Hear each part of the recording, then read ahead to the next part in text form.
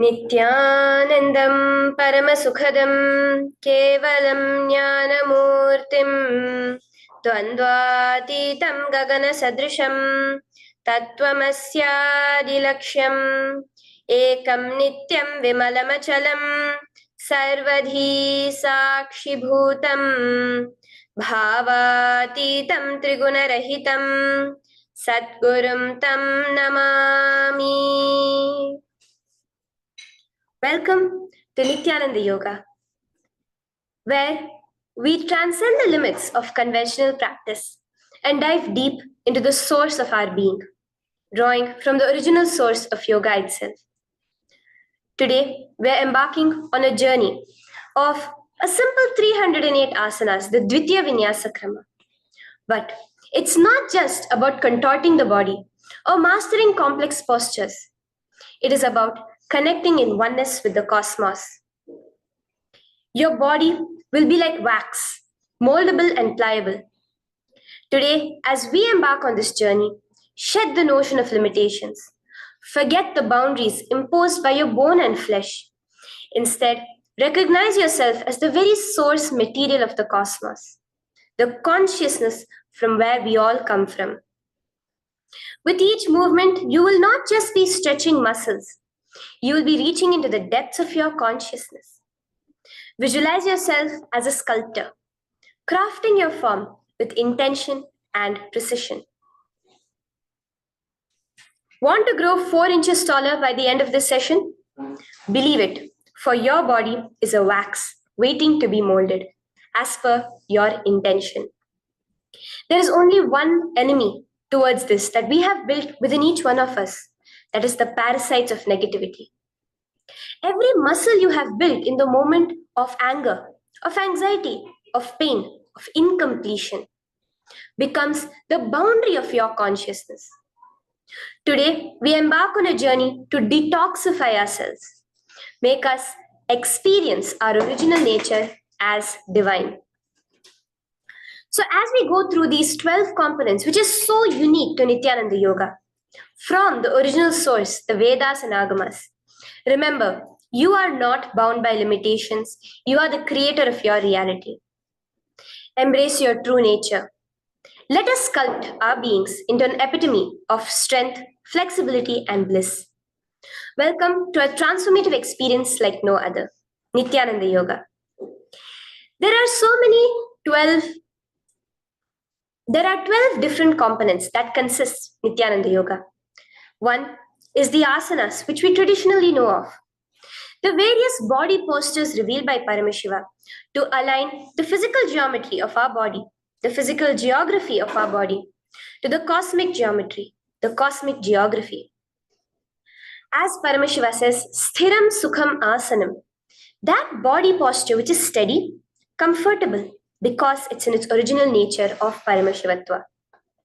The second are the pranayamas, the various systematic breathing techniques that Paramashiva has revealed for each one of us, that connect us to the higher dimensions of the cosmos and increase the life energy within us.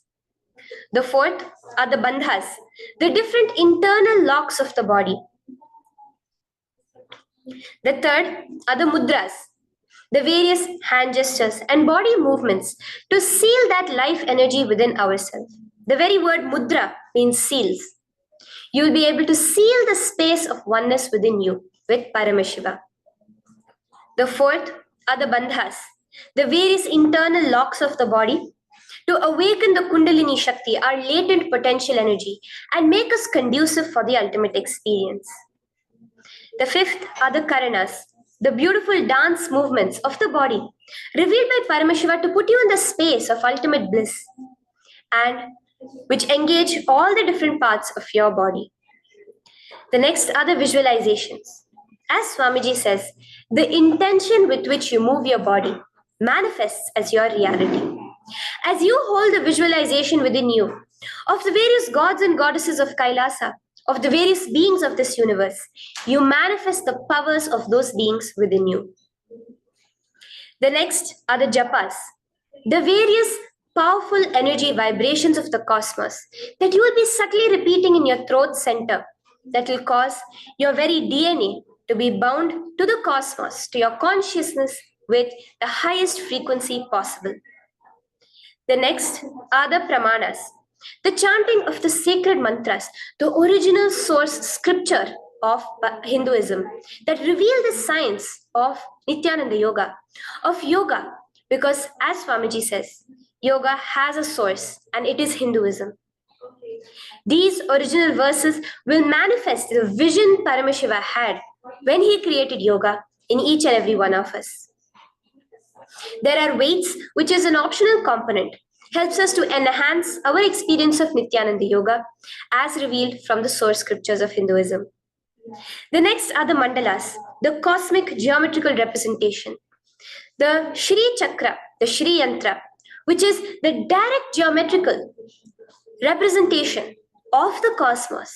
When you keep that in front of you and gaze at it throughout your Nithyananda Yoga, your body will fluidly just align itself to the cosmos.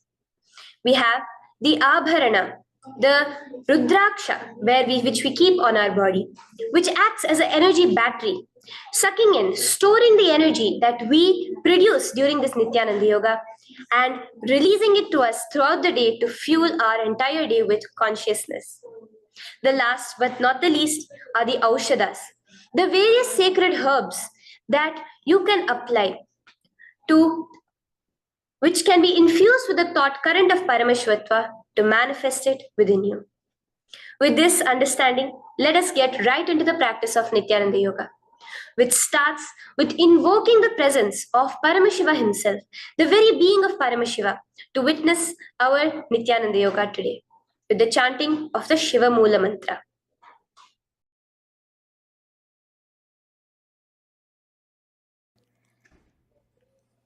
Let us now chant the Shiva Mula Mantra 11 times internally.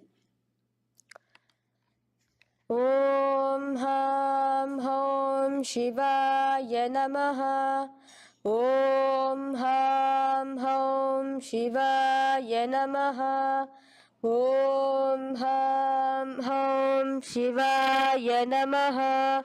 Om Ham Hom Shivaya Namaha.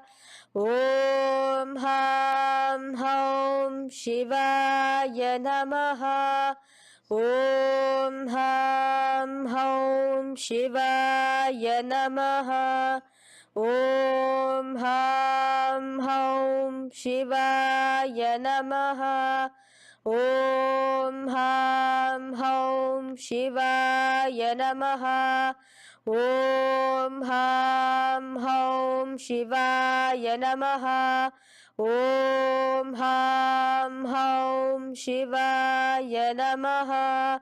Om Ham Hom Shivaya Namaha. The next step of this ritual of yoga, as Swamiji reveals, yoga is a ritual, a methodology to connect yourself with the divine.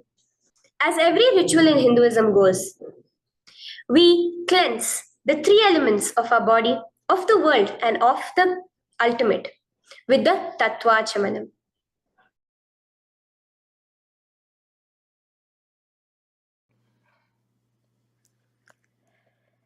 The next is the Tattvachamanam. So now I request all the participants to have the Panchapatram and the Uddharani, the traditional cup and the spoon filled with some fresh water. Now,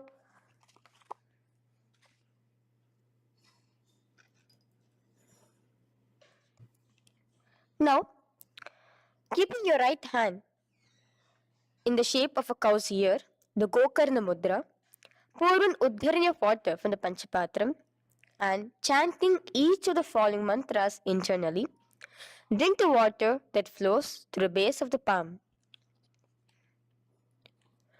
Om Atmatattvam Shodayami Svadha. Om Vidyatattvam Shodayami Svadha. Om Shivatattvam Shodayami Svadha. Wash your right hand with water from the Panchapatram. Now, chanting the following mantra internally, wipe the upper and lower lips twice using the base of the right hand thumb, moving the hand from right to the left of the lips. Om Ham Hridayaya Namaha. Wash your right hand with water from the Panchapatram. Now, with the tips of right hand index, middle, and ring finger, touch above the upper lips and below the lower lips. Wash your right hand with water from the Panchapatram. Now, with the tips of right hand index finger and thumb joined together, touch your right nostril, left nostril. With the tips of right hand ring finger and thumb joined together, touch your right eye, right ear, left ear. Wash your right hand with water from the Panchapatram. Now, with the base of the right hand thumb and little finger, touch the navel, right chest, left chest. With the right hand, fingertips together, touch the top of the head, right shoulder, left shoulder, and your heart center. With that, we have the Sankalpa. The Sankalpa, the manifestation of our conscious intention. What is it today each one of us want to manifest through Nithyananda Yoga? Hold that in your inner space. Through this conscious intention, which directly happens with the blessings, with the grace of the Supreme Pontiff of Hinduism, Bhagavan Shri Nithyananda Paramashivoham, you will just see your intention manifesting as reality.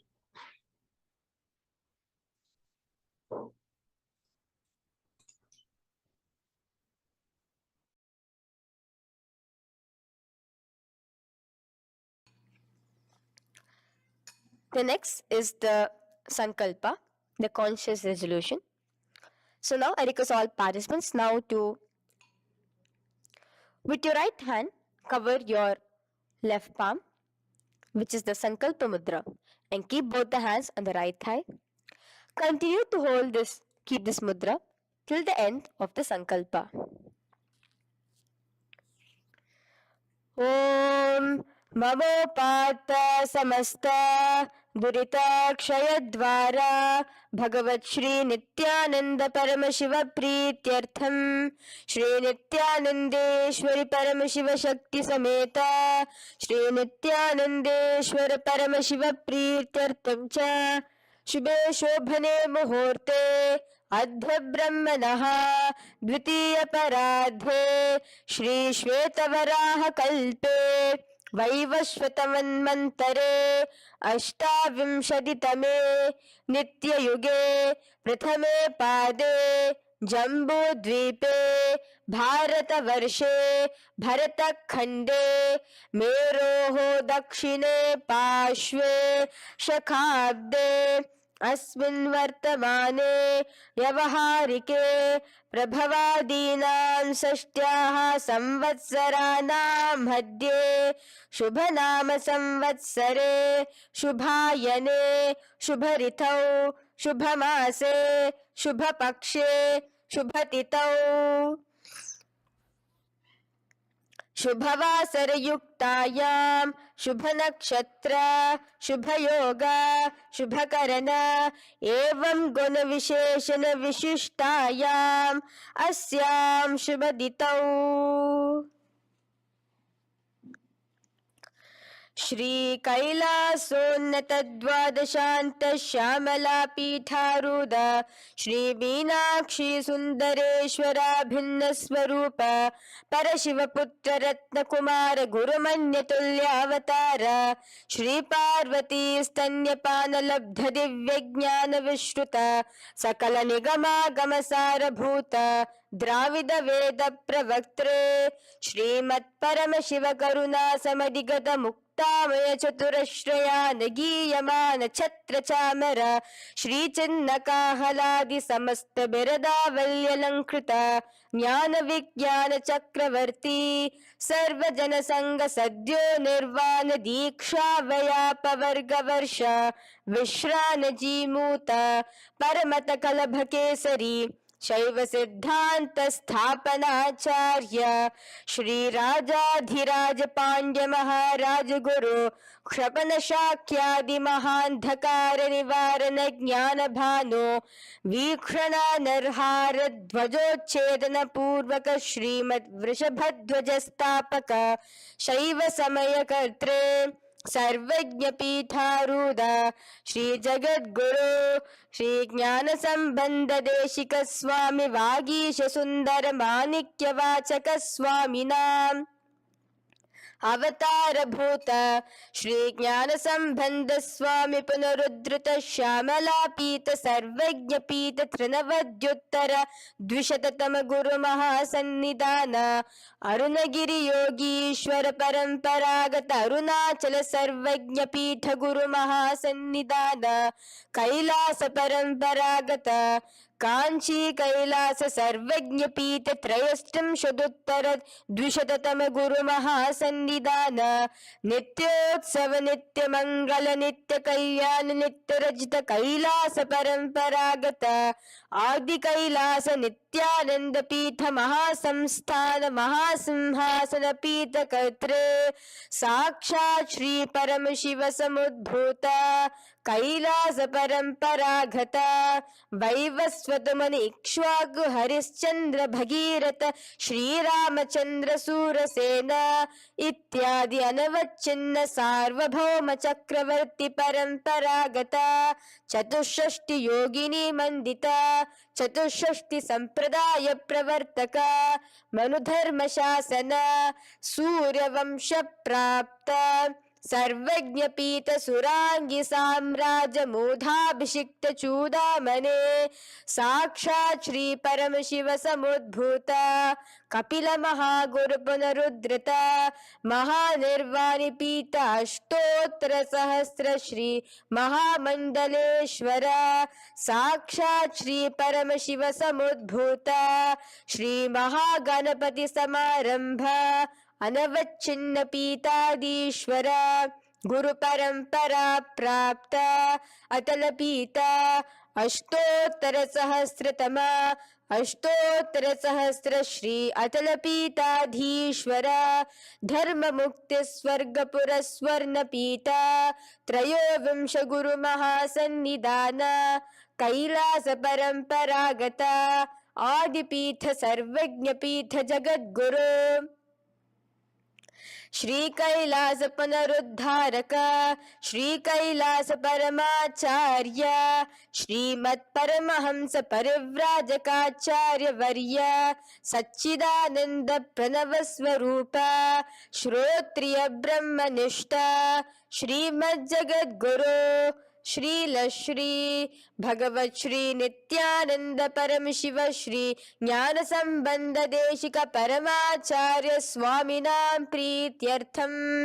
तेषां पादारविन्दयोः भक्ति सिद्ध्यर्थम गुरु कृपा कटाक्ष सिद्ध्यर्थम क्षेम स्थैर्य वीर विजय आयुरारोग्य ऐश्वर्यानां अभिवृद्ध्यर्थम धर्मार्थ काम मोक्ष चतुर्विध फल पुरुषार्थ सिद्ध्यर्थम समस्त दुरितोपशांत्यर्थम समस्त मंगलावाप्यर्थम भगवत श्री नित्यानंद परम शिव प्रसादेन सकुटुंबस्य ज्ञान वैराग्य जीवन मुक्ति प्राप्त्यर्थम भगवत श्री नित्यानंद परम शिव कृपा कटाक्षेण पूर्ण आरोग्य युक्त दृढ़गात्र यौगिक शरीर सिद्ध्यर्थम परम शिव शक्ति आविष्करणार्थम नित्यानंद योगाभ्यासं करिष्ये. Now wash your right hand with water from the Panchapatram. Om apaupasprisya. Now, let's get started with the asanas. Okay? Sit first in a cross-legged position on the ground in Sukhasana. Bring your hands into the Bindu Mudra with your thumbs and index fingers touching each other. Place it on top of your knees. Here we have the Kumbhaka, the pranayama of Samana Kumbhaka. As you inhale and exhale, visualize flames licking up your spine. Do the bandhas, the locks, the Mahamudra Bandha, all three of the bandhas, where you are doing the Jalandhara Bandha, tucking in your chin to your chest, the Udyana Bandha, sucking in your stomach, and the Moola Bandha, clenching your perineum. For the first set of asanas, we have the japa Soham, which you'll be repeating in your throat center. As you do Sukhasana, visualize Lord Shiva in your inner space. The next asana is Parvatasana. Now, from the seated position, bring both your feet to the opposite thighs. Clasp your hands together in front of your heart center in the Anjali Mudra and raise it above your head. Keep your hands as straight as you can. Continue the Samana Kumbhaka and the Japa of Soham. Remain with all the three bandhas, the chin to your chest in Jalandhara Bandha, the stomach tucked in Udyana Bandha, and the clenched perineum in Moola Bandha. Here, visualize yourself as Mount Kailash. The next asana is Hali Pavasana. Now slowly bring your feet together in front of your body as you stretch it out a little further away. Now bring your hands behind your back and clasp the left hand by your right. Lean forward, placing your forehead on the ground as you continue to engage all the three bandhas. Here, gaze at your nose. Visualize Swamiji, the Supreme Pontiff of Hinduism, in your inner space. Now, in a similar position from Hali Pavasana, just release your hands, slightly get up and bring your hands in front of your body. Place them on the ground, cupping your hands, making a hollow in Nagi Pavasana. Visualize yourself as a snake, gazing at your nose. Continue the japa, the pranayama, and all three bandhas engaged. Now, raise up. This is Kokilasana. Hold your big toes with your index and middle finger in the Prana Mudra. Stretch your legs straight out and upwards. Cross it into Padmasana. Bring it to your opposite thighs. Lean forward and down onto your elbows. Again, tuck your chin into your chest, suck in your stomach, and clench the perineum in the Mahamudra Bandha. Visualize yourself as a bird in Kokilasana. The next is Nithyananda. Now, raise up again. Bring one ankle to the top of the opposite knee. Hold the elbows with your hands. Hold the respective elbows with the opposite hands. Again, engage all the three bandhas and rotate your arms in a circular motion. Keep the spine completely straight and gaze towards your nose. Visualize Swamiji, the Supreme Pontiff of Hinduism, in your inner space. Next is Gajasana. Press your hands onto the ground. You can bring your feet a little back as you raise yourself up, your hips up high. Lower your head and then chest, scooping your body forward again and again. Here, engage the Udyana Bandha, where you suck in your stomach along with the Moola Bandha, clenching the perineum. Visualize yourself as an elephant. Gajasana. Now stop the movement slowly. In another dynamic asana, which is Rikshasana, you will start alternatively pressing the heel of one foot onto the ground while lifting the other heel up. Repeat this again and again. The next is Vaishyasana. Now slowly come to a standing position.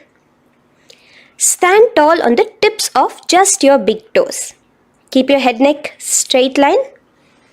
And bring the middle, index and ring fingers to your heart in the Hridaya Mudra. Continue engaging the Udyana Bandha. Visualize Swamiji in your inner space. Here we have a very interesting movement, which is the Karanas, the dance movements. So the first Karana is Urdhva Janu Karana, which literally means the raised knee. So now stand in the Aramandi position, which is your heels touching together, the toes facing outwards, almost at a 45-degree angle. Bend your knees low And keep both your hands at your chest, elbows parallel to the ground. Twist one knee towards the center of your body. Raise it up, back across the body back to the original position. Simultaneously with the leg movement, follow it with your respective hand, up and across the body. Repeat this alternatively on both sides. Now, in Balalingasana, come back to a standing position straight and interlace your fingers from outside in. This is the Sarvavashankari Mudra. Hold on to your knee, pulling it up towards your chest. Pull it tight. Continue to keep your spine straight. Engage all the three bandhas, the Jalandhara Bandha, the Udyana Bandha and the Moola Bandha. As you are holding your knee, visualize yourself holding, caressing a baby. Balalingasana. The next asana is Pada Pidanasana. Now the same foot which is raised, clasp it with your hands and pull it behind towards your body, holding it with both your hands. Again, engage all the three bandhas, standing tall. Visualize Swamiji, the Supreme Pontiff of Hinduism, in your inner space.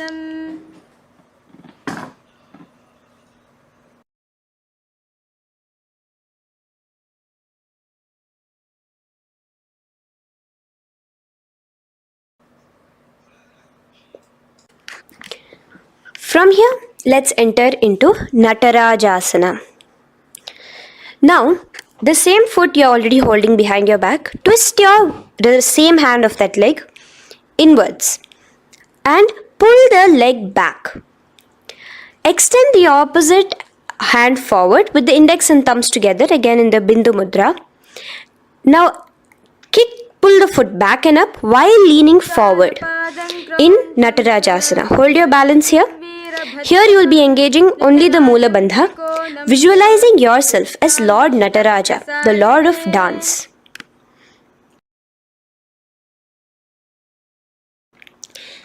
Now again let's repeat Balalingasana on the other side with the other leg. Pull it up towards your chest. With the hands in the Sarvavashankari Mudra, engage all the three bandhas as you visualize yourself holding and caressing a baby. Now pull your foot back into Pada Pidanasana on the other side.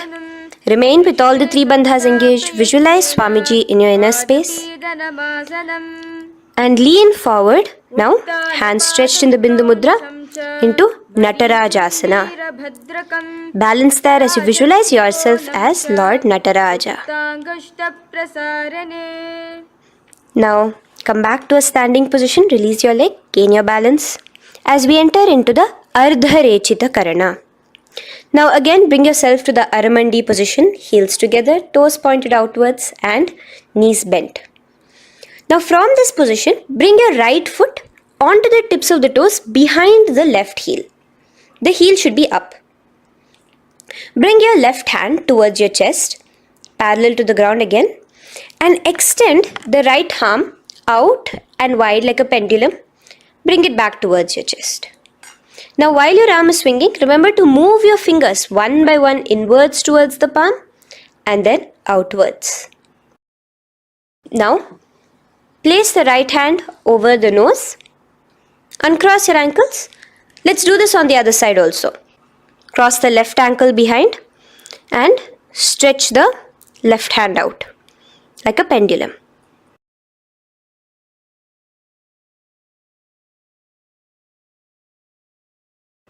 Bring it to your nose, uncross the ankles. Now let us enter into the skeleton dance. It's a very powerful meditation.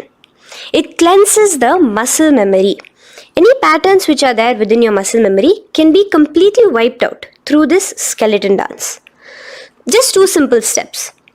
Now stand straight, visualize yourself as a skeleton. You can close your eyes. Just visualize yourself as pure bones. There are no muscles, no veins, no nerves, tissues, organs, nothing. Just bones, a skeleton form. And shake your body intensely. As a skeleton, you are moving yourself wildly, intensely. Just shake it all out. Move your hands, move your legs, your head. Let there be no bone in your body untouched. Just move it. Move wildly. Shake, shake. Literally feel yourself throwing all the patterns out of your system with the intensity of your shaking.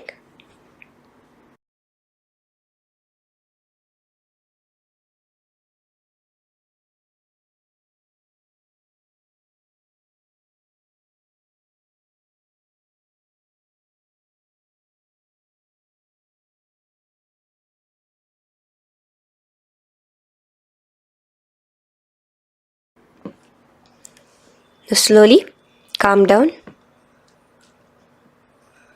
Take a few steps, gain your breath back. That's a powerful meditation we did. Let us do the next karana. Again, come back to a standing position. Do the aramandi. Your toes outwards, knees bent with your feet together. Now here, raise your hands above your head. Keep your palms completely straight and cross the wrists with the palms facing forward and the back of the hands outward. Now from the crossed wrists, uncross the wrists, spreading your arms out wide while you turn your hip towards the side. Turn by the waist sideways. Bring your hands back over the head and turn on the other side. Repeat this on the other side. Do it again. Let's twist out. Come back to the middle and twist out again. This is the Kati China Karana. Now stand tall. Raise your hands above your head. Bring yourself to the top of the tip of your toes. Let your hands face each other parallel to the ears. You're tall, pushing yourself, stretching yourself. Again, engage all the three bandhas. Tucking in your chin to the chest, sucking in your stomach and clenching your perineum. Visualize yourself as a palm tree. We have the japa changing over here where you will be repeating Shivoham in your throat center. Tadasana. Now, as we enter into Uttanasana, relax and lean forward, bringing your hands on by the ground next to your feet. Keep your palms flat on the ground. Try your best. Engage all the three bandhas. Remain with all the three bandhas engaged as you visualize Swamiji, the Supreme Pontiff of Hinduism himself, in your inner space. Now jump your feet back into Tarakshvasana, coming to a plank position. Keep your hands shoulder width apart. Be steady there. Chuck in your chin to your chest in the Jalandhara Bandha as well as engaging the Moola Bandha. Now rotate your head while in the Jalandhara Bandha from shoulder to shoulder, side to side. This is Tarakshvasana. Visualize Swamiji, the Supreme Pontiff of Hinduism, in your inner space. Yes. Now lay flat onto the ground in Bhujangasana. Lower your entire body down. Now point your toes backwards.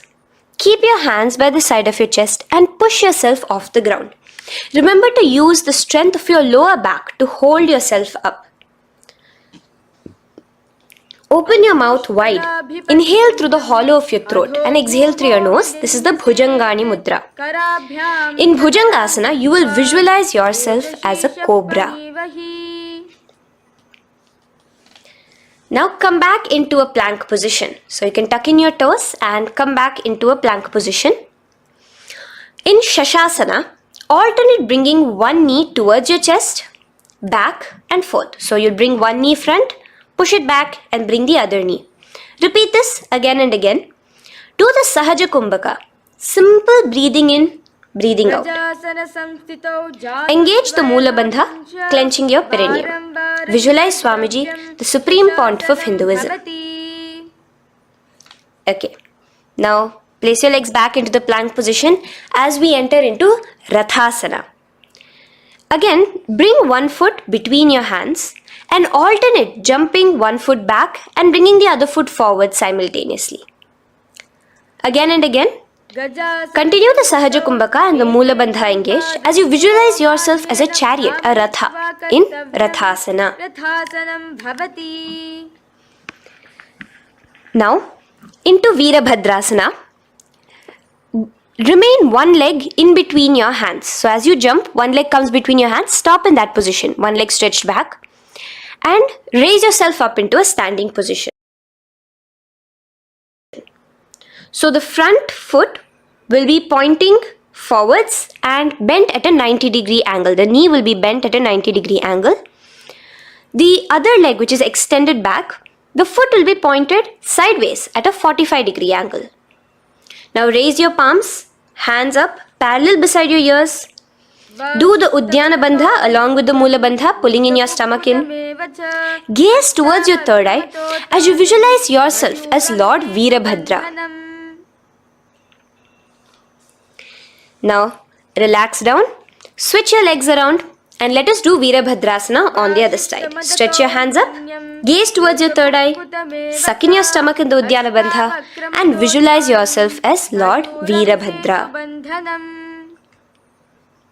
Okay, bring your feet together now. Let us move into Vrikshasana. Now stand tall, gain your balance here slowly. Bring one foot towards the inner thigh. Bring your palms together, raise them up above your head in the Anjali Mudra. Keep your elbows as straight as you can. Again, continue the Uddiyana Bandha, sucking in your stomach. Gaze forward, hold your balance, visualize yourself as a tree, the stability of a tree in Vrikshasana. Now, slowly bring your hands down. Now the foot which is in your inner thigh, bring it towards the opposite, to the root of the opposite thigh. Bring your hands in the Namaskar Mudra in front of your heart center together and visualize yourself here as Lord Garuda, just engaging the Mula Bandha alone here. This is Garudasana. Now let us repeat Vrikshasana on the other side. Slowly put your foot down. Bring the other foot to the inner thigh. Raise your hands above your head. Suck in your stomach in the Uddiyana Bandha and visualize yourself as a tree. Let's repeat Garudasana on the other side. Slowly bring the foot to the opposite thigh and lower your hands to be in front of your heart center. Release the Uddiyana Bandha, just engaging the Mula Bandha, clenching your perineum. Visualize yourself as Lord Garuda, the eagle vehicle of Lord Mahavishnu. Okay, bring both your feet to the ground now and spread them far apart from each other. Now keep one leg toes pointing forward and the other set of toes pointing sideways.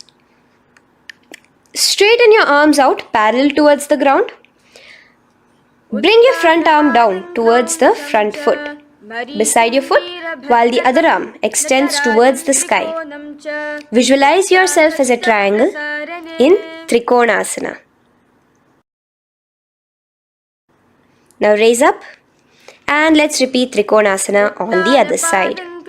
Switch the position of your legs around and go forward. The other arm raised towards the sky. Visualize yourself as a triangle. Now come back to a standing position. Bring your feet together. We are having another Karana, the Nikuttaka Karana. Bring yourself to the Aramandi position. Feet together, knees out wide. Here now bring your hands towards your chest, but keep both your palms parallel towards each other.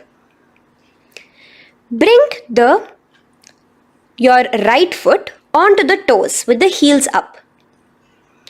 And simultaneously bringing the right hand towards the top. Now drop the right foot, simultaneously lifting the left foot onto the toes and switch the hands position. Now the left hand is on the top and the right hand is on the bottom. Repeat and let us do this repeatedly. Okay, relax now, come back to a straight position and sit down onto your toes. Sit on your heels with your toes on the ground, knees raised up off the ground, together in front of you in Angushtasana. Bring your hands together in the Namaskara Mudra in front of your heart center. We have a very interesting pranayama over here, which is the Bhramari Kumbhaka, where you will be subtly buzzing like a bee as you do this asana. The japa we will be entering into is Sadashivoham. In Angushtasana, engage the Mula Bandha as you visualize Swamiji, the Supreme Pontiff of Hinduism, in your inner space. Now in the same position, slowly bring your hands to the ground. Balance yourself as you stretch one foot forward, sitting on the heel of one foot and the other foot stretched forward, toes pointed upwards. Bring your hands to the Vara Mudra, just the tips of the finger on the ground while the palm faces forward, both your hands. Continue to engage the Mula Bandha, clenching the perineum as you visualize Swamiji, the Supreme Pontiff of Hinduism, in your inner space. Now, stretch, the leg is stretched forward, right? Stretch the same hand, the respective hand forward and clasp onto the big toe of that foot in the Prana Mudra with your index and middle fingers. The other hand, bring it to the back of the respective heel in Vidhunanasana as you visualize Swamiji in your inner space. Okay, bring your 2 feet back together as we repeat Saurasana on the other side. Stretch your left leg forward now. Palms in the Vara Mudra on the ground. Visualize Swamiji in your inner space. And lean forward into Vidhunanasana on the other leg. Clasp your toes. Bring the other hand to the back heel. Continue to visualize Swamiji.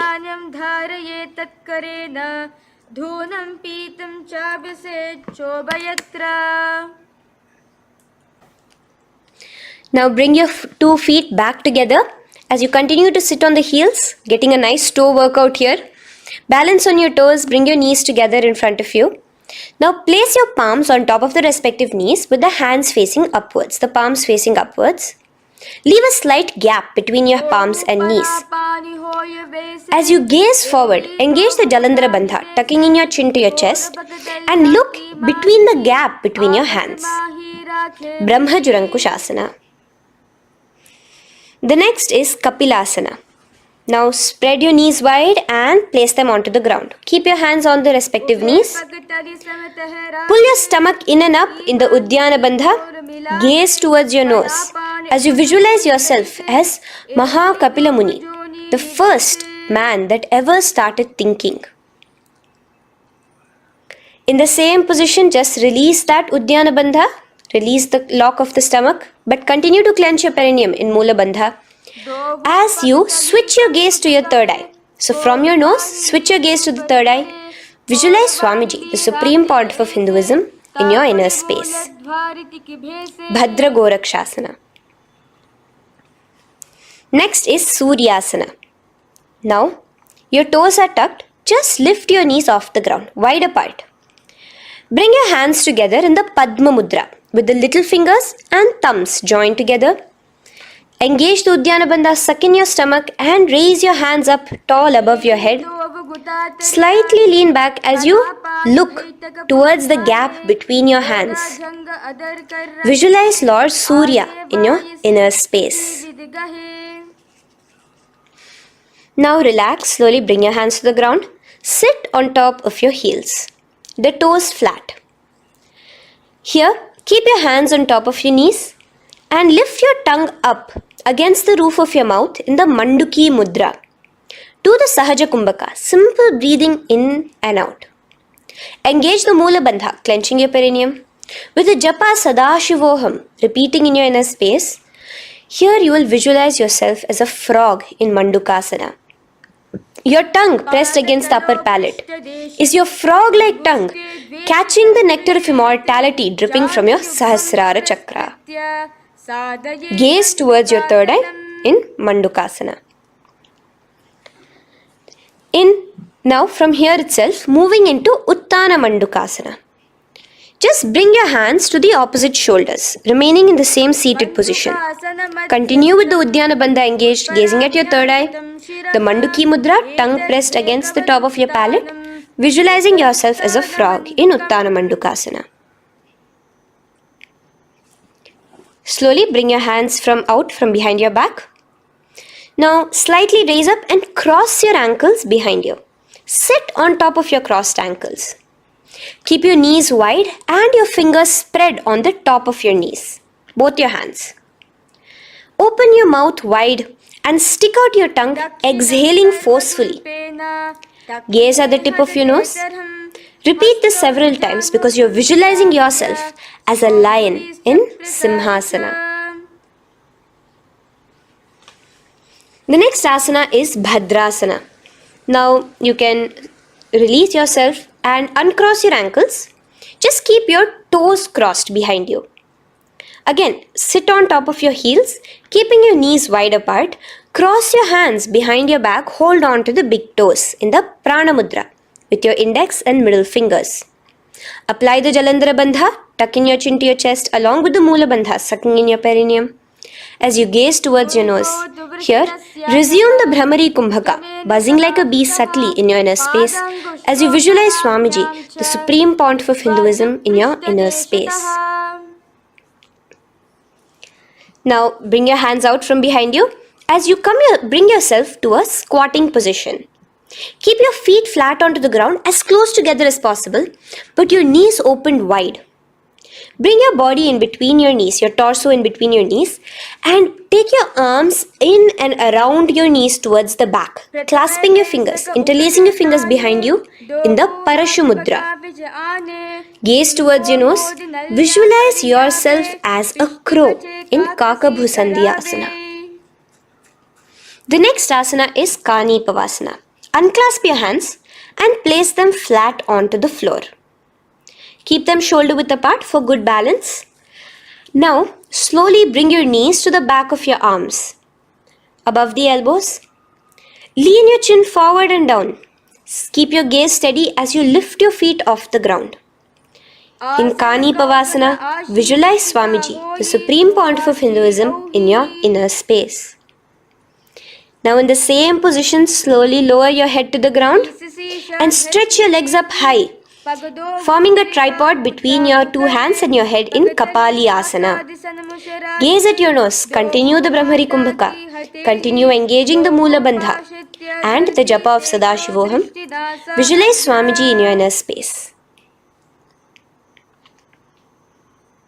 The next asana is Parshva Mayurasana. Slowly bring your feet down. Yes, relax. And now squat on your toes with your knees together and twist your body. Place both the hands to one side of your knees. Now bring one of your elbows to the knee and the other of your elbows towards the hip. Lean onto your arms, balance, extending your legs out to the side. Gaze towards your third eye, visualizing yourself as a peacock in Parshva Mayurasana. As you do the pranayama, the Rechaka Kumbhaka, let your exhalations be prolonged and your inhalations be slightly shorter. Now relax, bring your feet to the ground and bring your body to the other side of your knees. As you repeat Parshva Mayurasana on the other side, lean forward, stretch your legs, gaze at your third eye, visualize yourself as a peacock. Now let's do Bhairaganathasana. Now come again to a plank position. Place your hands down, stretch your legs back and bring one foot around your shoulder to be placed in between both your palms. Gaze at your third eye. Just engage the Mula Bandha, clenching your perineum. Here, this is Bhairaganathasana. Visualize yourself as Lord Kala Bhairava. Slowly bring your foot out and bring the other foot in between your palms, remaining in the plank position. Continue to visualize yourself as Lord Kala Bhairava in Bhairaganathasana on the other side. The next asana is Unmukha Pithasana. Now from the same plank position, bring your forearms onto the ground. Be steady as you walk your feet closer towards yourself, forming like a slight mountain. In Unmukha Pithasana, gaze at your third eye. Continue the Rechaka Kumbhaka. Visualize Swamiji in your inner space. The next asana is Vashishthasana. Now, just raise yourself onto one of your hands. So, release your forearms off the ground and raise yourself onto your right arm. And keep your body completely parallel to the ground as you raise your left arm straight above your head. Visualize yourself as Rishi Vashishta as you do the Vashishthasana. Gaze towards the hand on the top. Now slowly bring that hand down. As you switch the hands, bringing your right hand up towards the sky. Balance there, completely straight on your toes. As you visualize yourself as Rishi Vashishta, the Guru of Bhagavan Sri Rama. Now, bring your feet forward into Anjani Asana. So here you will be sitting on your hips with your legs pointed forward and sit on top of your hands. So keep your palms facing upwards and sit on both your palms as you tuck your elbows into your body. Do the Rechaka Kumbhaka, continue the Rechaka Kumbhaka.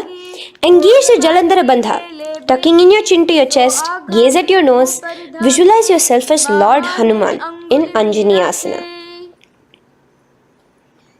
Now, slowly release your hands from under your body as you lean forward into Paschimottanasana. Clasp your respective toes with your index and middle finger. Lean forward and down, bring your elbows to the ground, your forehead towards your knees.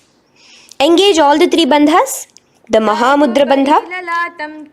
As you visualize Swamiji, the Supreme Pontiff of Hinduism in your inner space, with a new japa, Mahakaasa, starting here.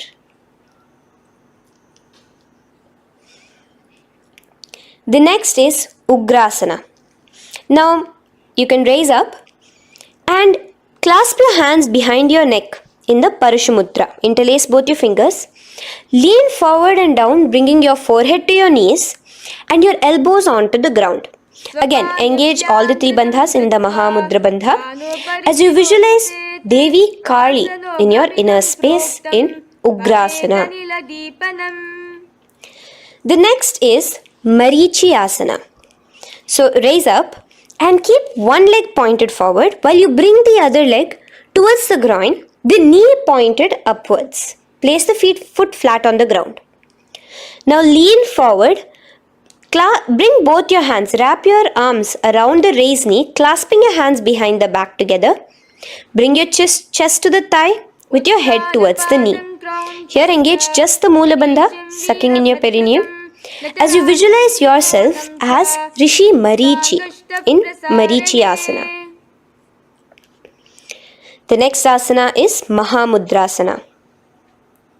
Now slowly raise up and the raised knee, let it rest by your side with your leg towards the inner thigh of the opposite leg.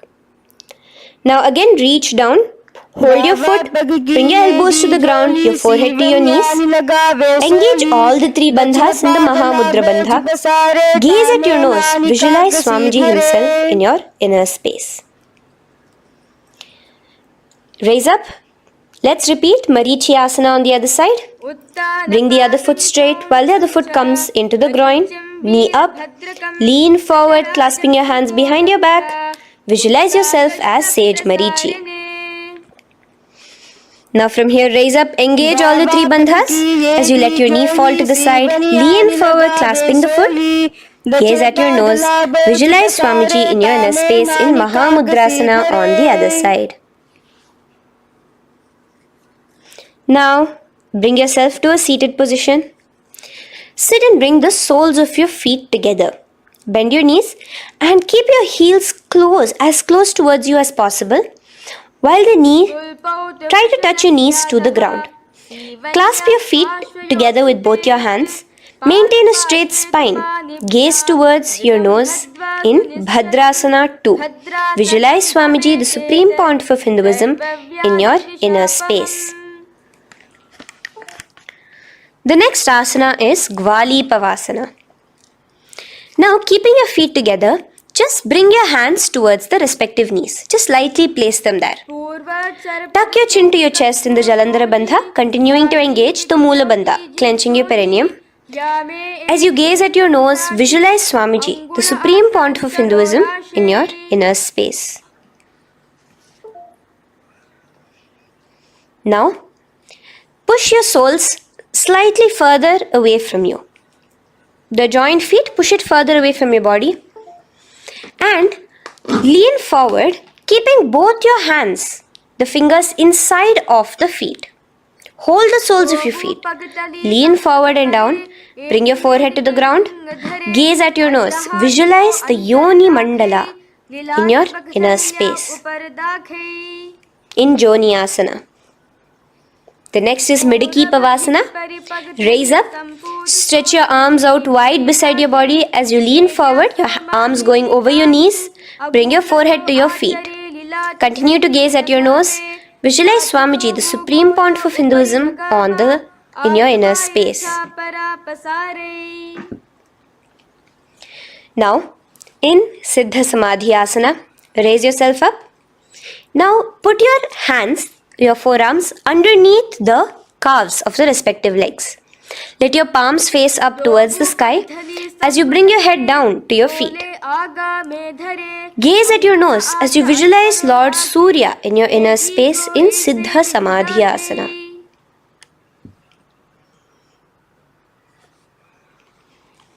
The next asana is Chiniki Pavasana. Raise up now. Bring both your feet together in front of you. Bring your feet back close to your body. Now place your hands underneath both the feet and pull your feet open like a book facing towards the sky. Both your feet. Press your elbows onto your thighs near the knees and gaze towards your nose, visualizing Swamiji in your inner space in Chiniki Pavasana. Giving yourself a nice stretch. Now release your feet and bring your hands to the respective knees. Gently push down on your knees, pushing it towards the ground. Suck in your stomach in the Uddiyana Bandha. Gaze at your third eye, visualizing Swamiji in your inner space. This is Charapata Chokasana.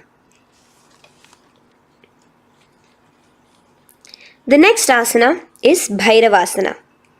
Now continuing to remain with your feet together, you can use the help of your hands to bring your toes onto the ground with your heels pointed upwards. Just push yourself and try to do it.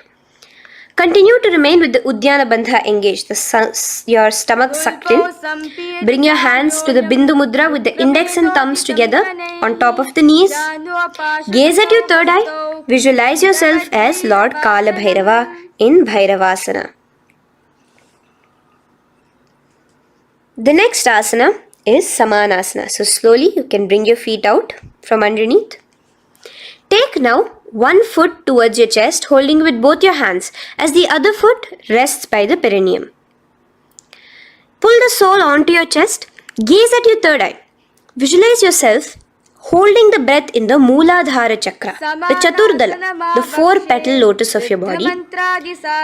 Gaze at your third eye. Visualize Swamiji, the Supreme Pontiff of Hinduism, in your inner space in Samanasana. From here, let's move into Apanasana. Now, the foot that you have towards your chest, just bring it over your shoulder and place both your palms onto the ground beside you. As you lift the leg by your perineum, stretch it out and lift it up high into the sky in Apanasana. Gaze at your third eye, visualizing Swamiji in your inner space. Let's repeat Samanasana on the other side. Bring your foot down. Clasp the other foot towards your chest.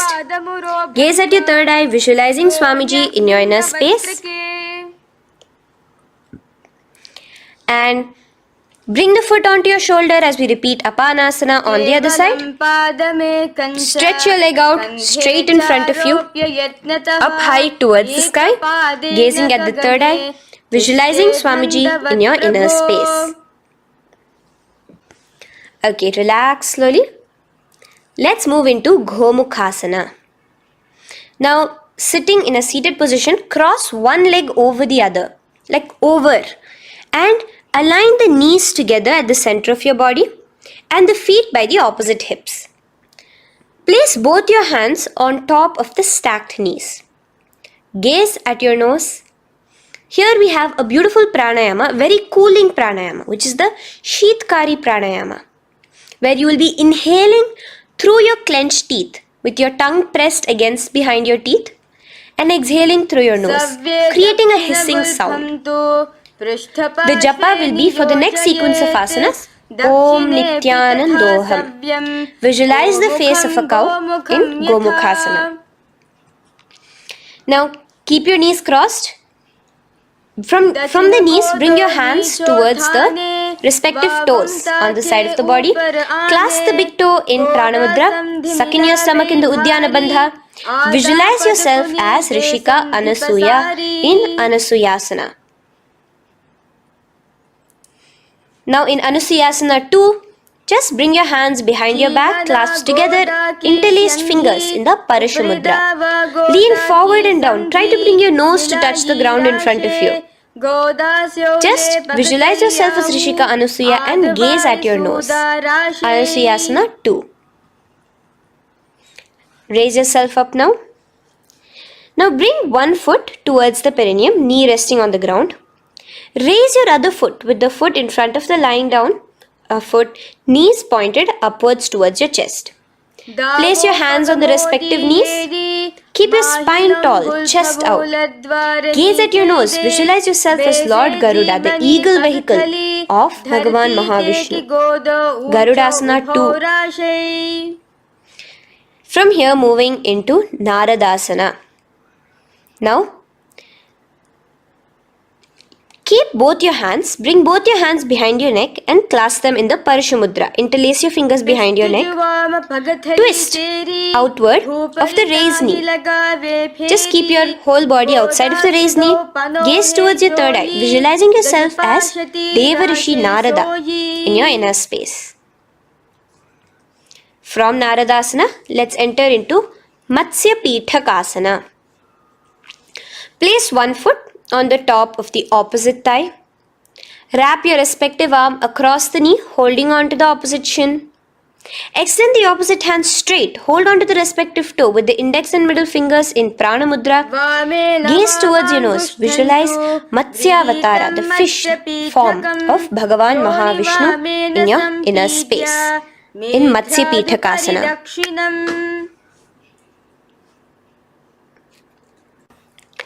From there, let's repeat the Gomukhasana and the rest of the asanas on the other side too.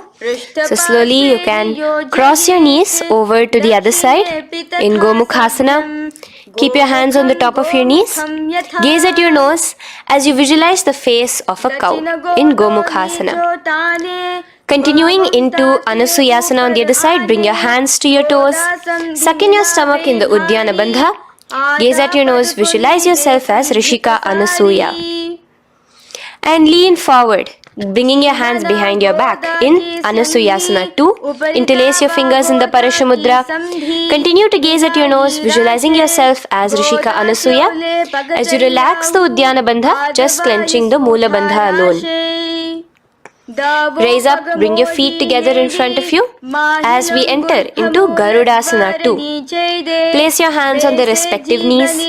Stay straight. Visualize yourself as Lord Garuda as you gaze towards your nose.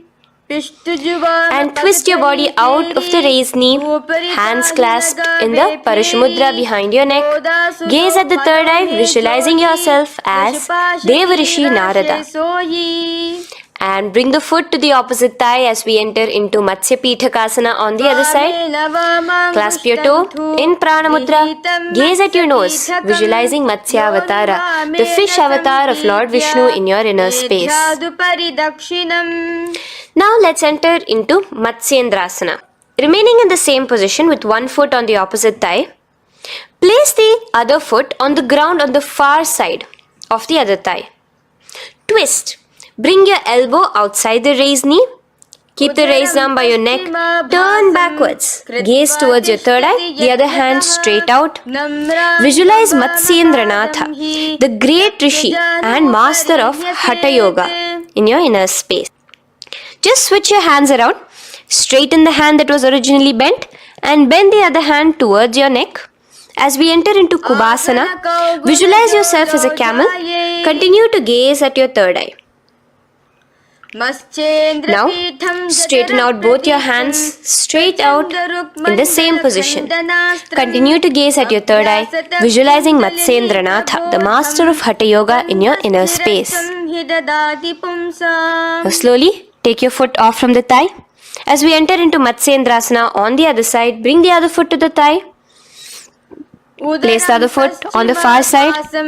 Twist, bringing your elbows outside of the raised knee, hands on the head. The other hand stretched out back. Twist, gazing at your third eye. Visualize Matsyendranatha in your inner space. Switch the hands around as we enter into Kubhasana on the other side. Remember to visualize yourself as a camel.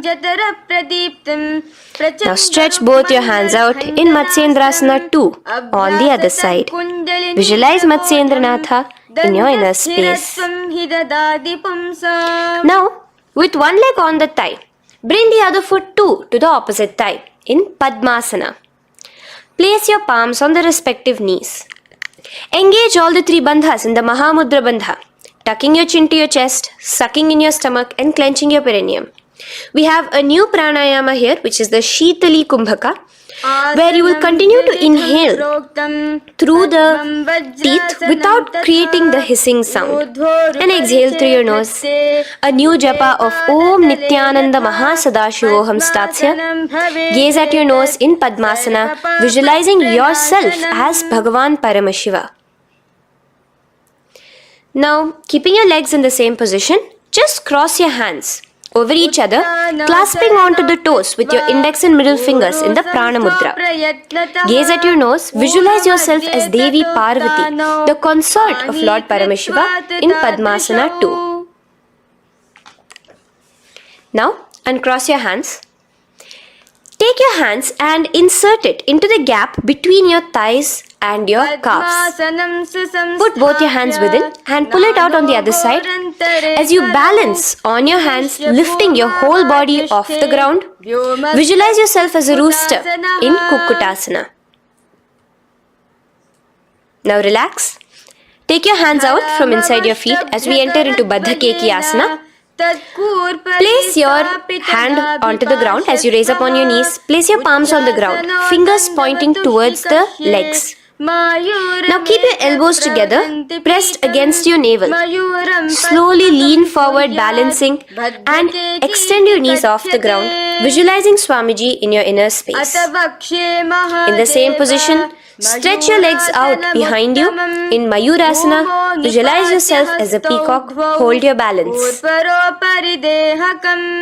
Relax now. Yes, relax flat onto the ground into Makarasana. Lay down completely flat. Keep your feet pointing outwards, far away from each other. Place your forehead on the mat.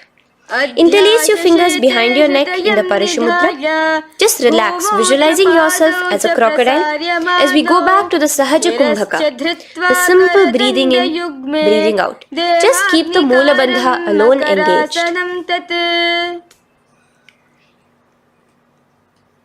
The next asana is Shalabhasana. Now lay on your stomach and place your hands on the ground beside the chest. From the laying position, raise your legs up. Use your core strength to bring your thighs off the ground. Visualizing yourself as a locust in Shalabhasana. Relax your feet down and bring your hands to your feet, pulling your feet down towards the ground beside your hips. In Ushtrasana, visualize yourself as a camel. Now slowly kick your legs back. Rise your hand is clasping your feet. Pull your feet towards the sky, lifting your chest and thighs off the ground. In Dhanurasana, gaze at your third eye. Visualize yourself as Paramashiva's bow. Relax slowly and come up to a sitting position. In Bhagasana, sit on both your knees with your head, neck and spine straight. Clench your perineum in the Moola Bandha. Place your hands on top of your knees. Gaze towards your third eye, visualizing Swamiji, the Supreme Pontiff of Hinduism, in your inner space. From here we enter into Gohyasana. We have a couple of headstand postures here, so get yourself ready. Now place your forearms on the ground with your fingers interlocked. Ensure your elbows are at shoulder width for the best balance. Place the top of your head on the ground, holding your head with your hands. Slowly walk your toes forward until your hips are in a straight line with your shoulders, and just kick your feet up slightly. Make sure not to lose your balance. Keep your knees bent together at your chest. Toes pointed upwards. Gaze to your nose, visualizing Swamiji in your inner space. From here, stretch your legs out into Shirasasana, continuing to hold the balance there as you continue to gaze at your nose, visualizing Swamiji in your inner space. Bring your feet to the ground, relax slowly. The next asana is Podhyasana. So come to a seated position. Bring your hands behind your calves, stretching your legs up and your forehead to your knees. Visualize Swamiji in your inner space. Here we have a new Kumbhaka, which is the Bhastrika Kumbhaka, where you will be exhaling forcefully, making the sound of a bellows. Podhyasana. The japa for this next series is Om Nithyananda Paramashivoham, the Mahavakya. Relax yourself. Continuing to remain balanced with your legs up, just bring your hands to the opposite shoulders. In Parighasana, visualize yourself as a mace as you gaze towards your third eye. Now relax. Keep your elbows and palms onto the ground as your legs are raised. Visualize yourself as a boat in Naukasana. Continuing to gaze towards your third eye, remember to continue the Bhastrika Kumbhaka. Forceful exhalation. Now, continuing to keep your balance, just bring your hands to your feet and scoop your hands underneath the heels, pull it towards the chest. Keep your spine upright, gaze towards your nose. Visualize yourself as Lord Rudra in Rudrasana, the most ferocious form of Paramashiva. Now lay on your back. So you can remove your hands from underneath your feet and lay on your back. With your feet flat on the ground, knees pointed upwards. Now place your palms down. Just let your fingers touch the back of your heel. Do not clasp your feet. Lift your hips up high, pressing the feet onto the ground. Chin tucked to the chest in the Jalandhara Bandha automatically. Gaze at your nose, visualizing Swamiji in Unmukha Pithasana 2. Now lay onto the ground in Shavasana. Just lay completely flat with your palms facing upwards by the side of your body. Just unclutch from any movement happening within you. Visualize your body is dead. The Supreme Pontiff of Hinduism, Swamiji, is just liberating you. Just let your awareness, your energy completely pervade your body in the Shakti Chalan Mudra as you continue to vibrate with the Mahavakya.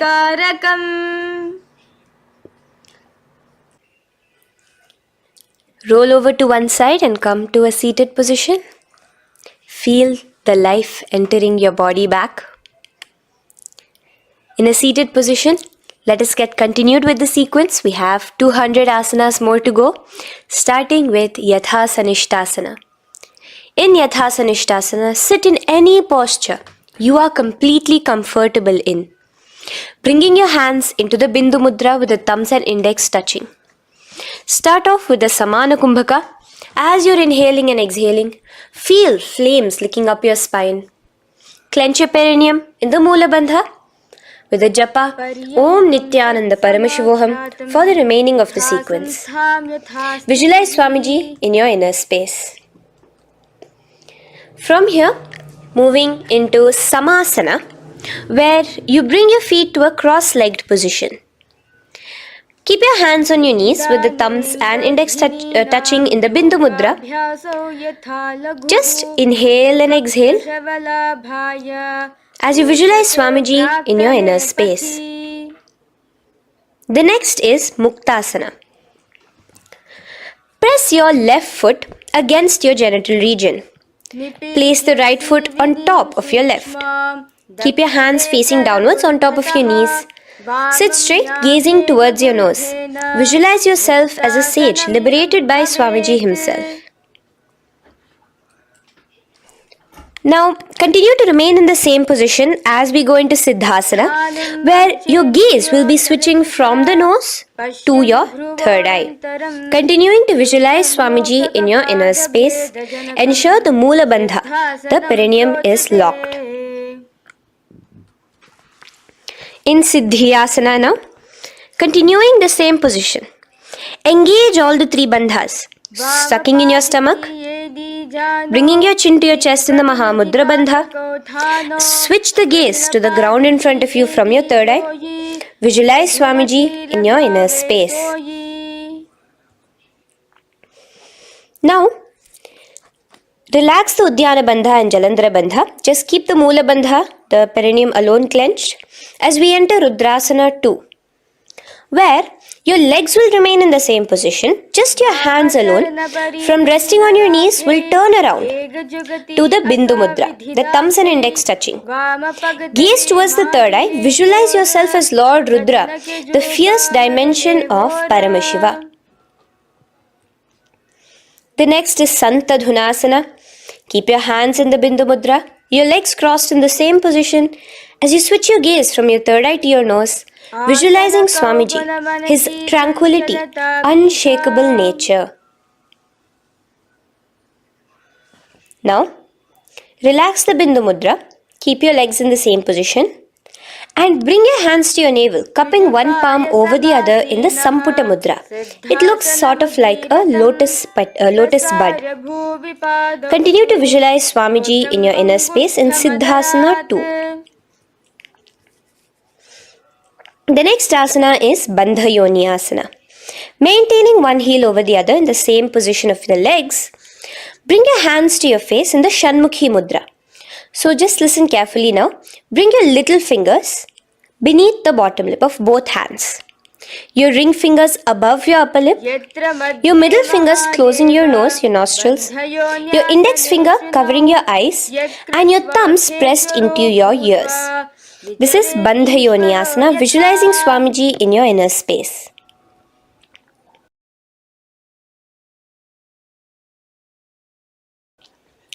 The next asana is Virasana.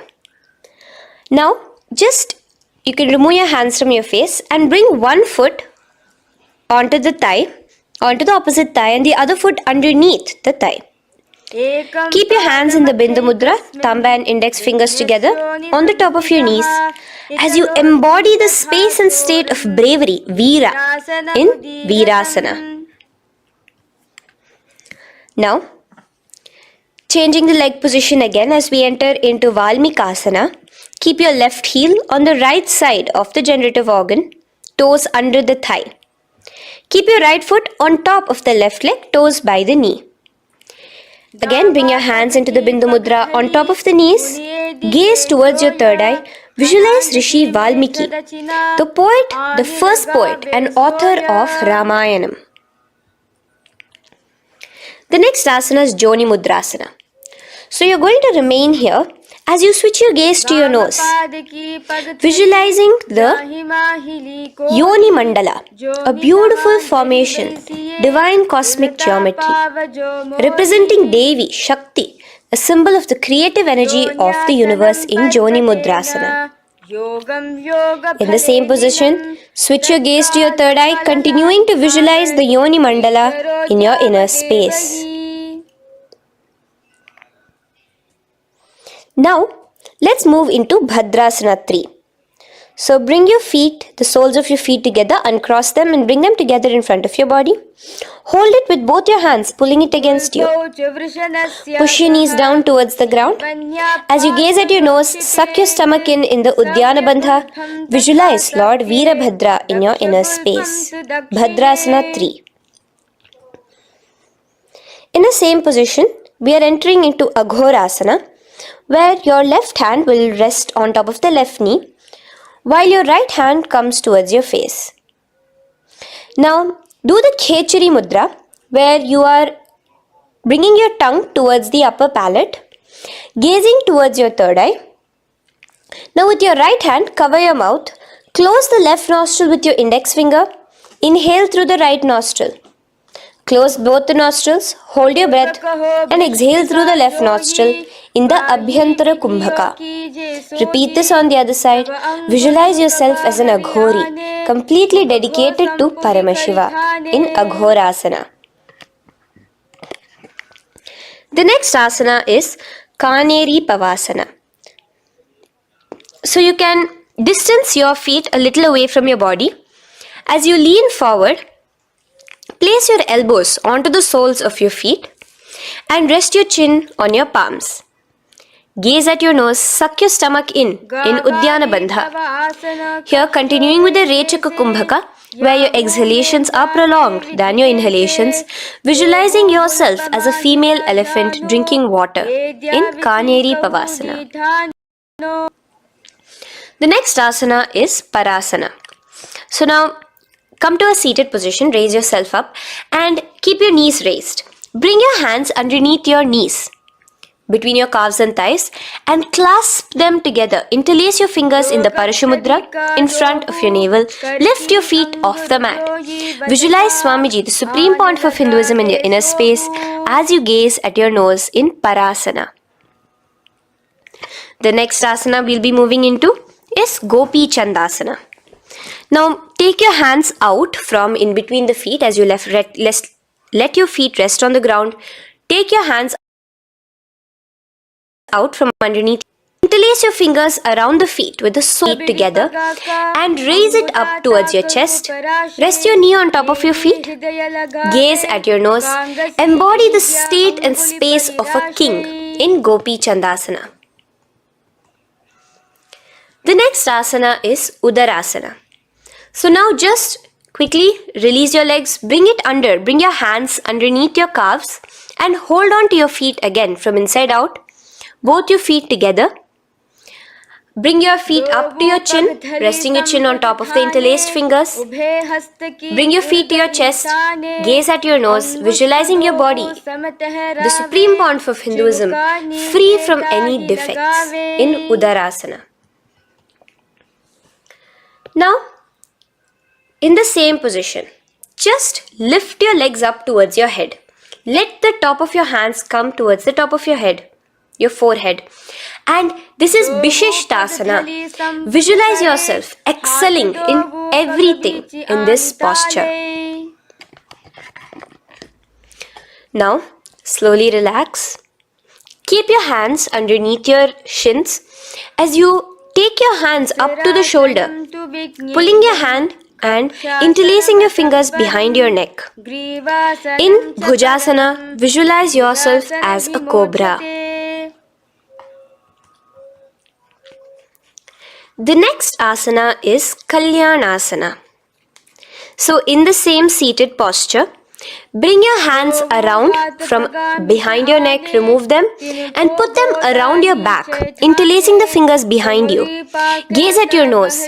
Visualize yourself as a beautiful, auspicious goddess in Kalyanasana.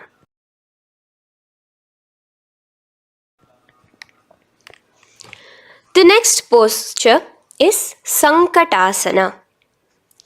So now, uncross your hands from behind you. Release yourself completely onto the ground. Place your left knee on the mat and the left foot flat.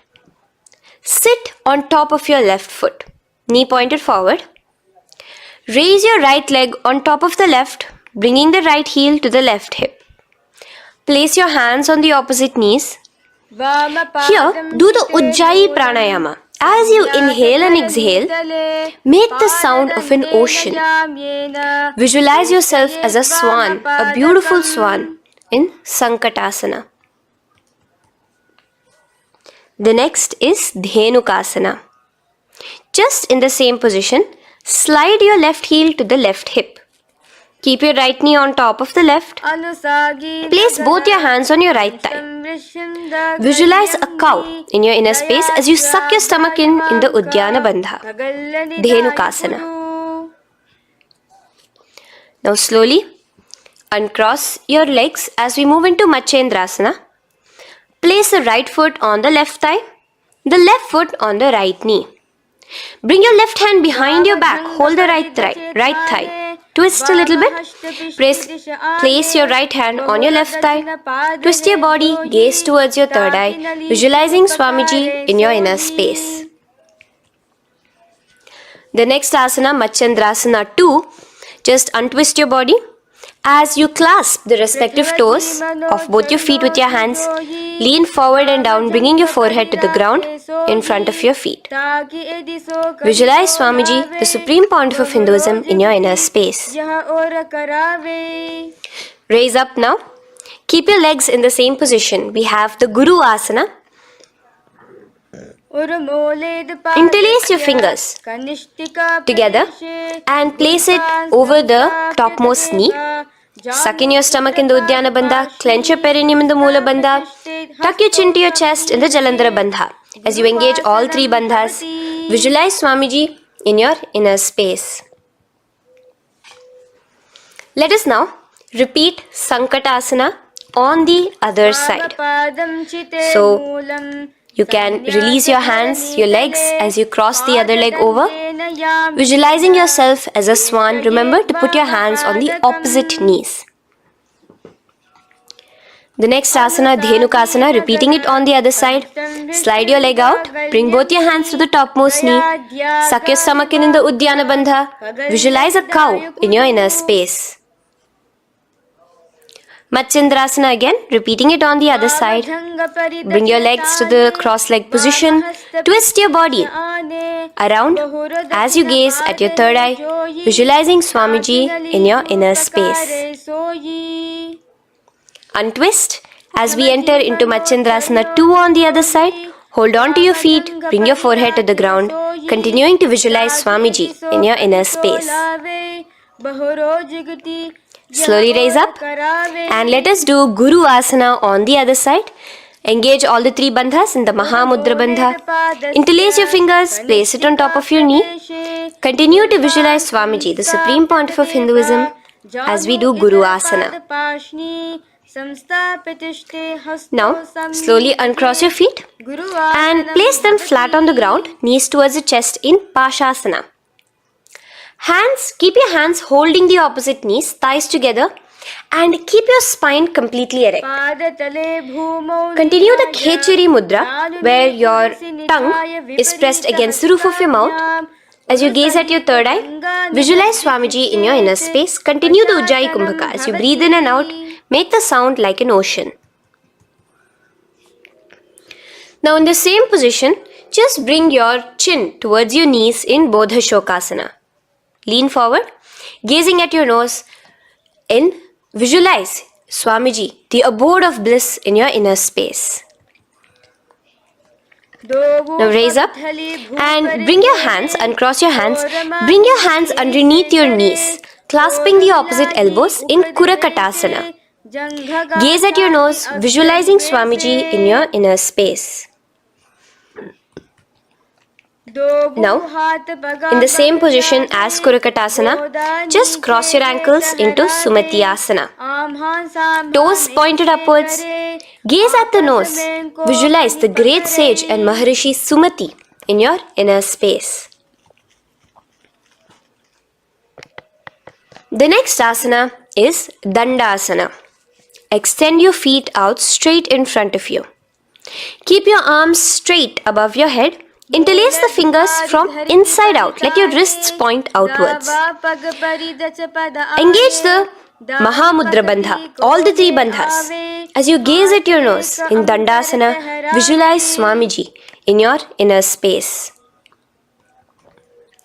The next is Arambhasana.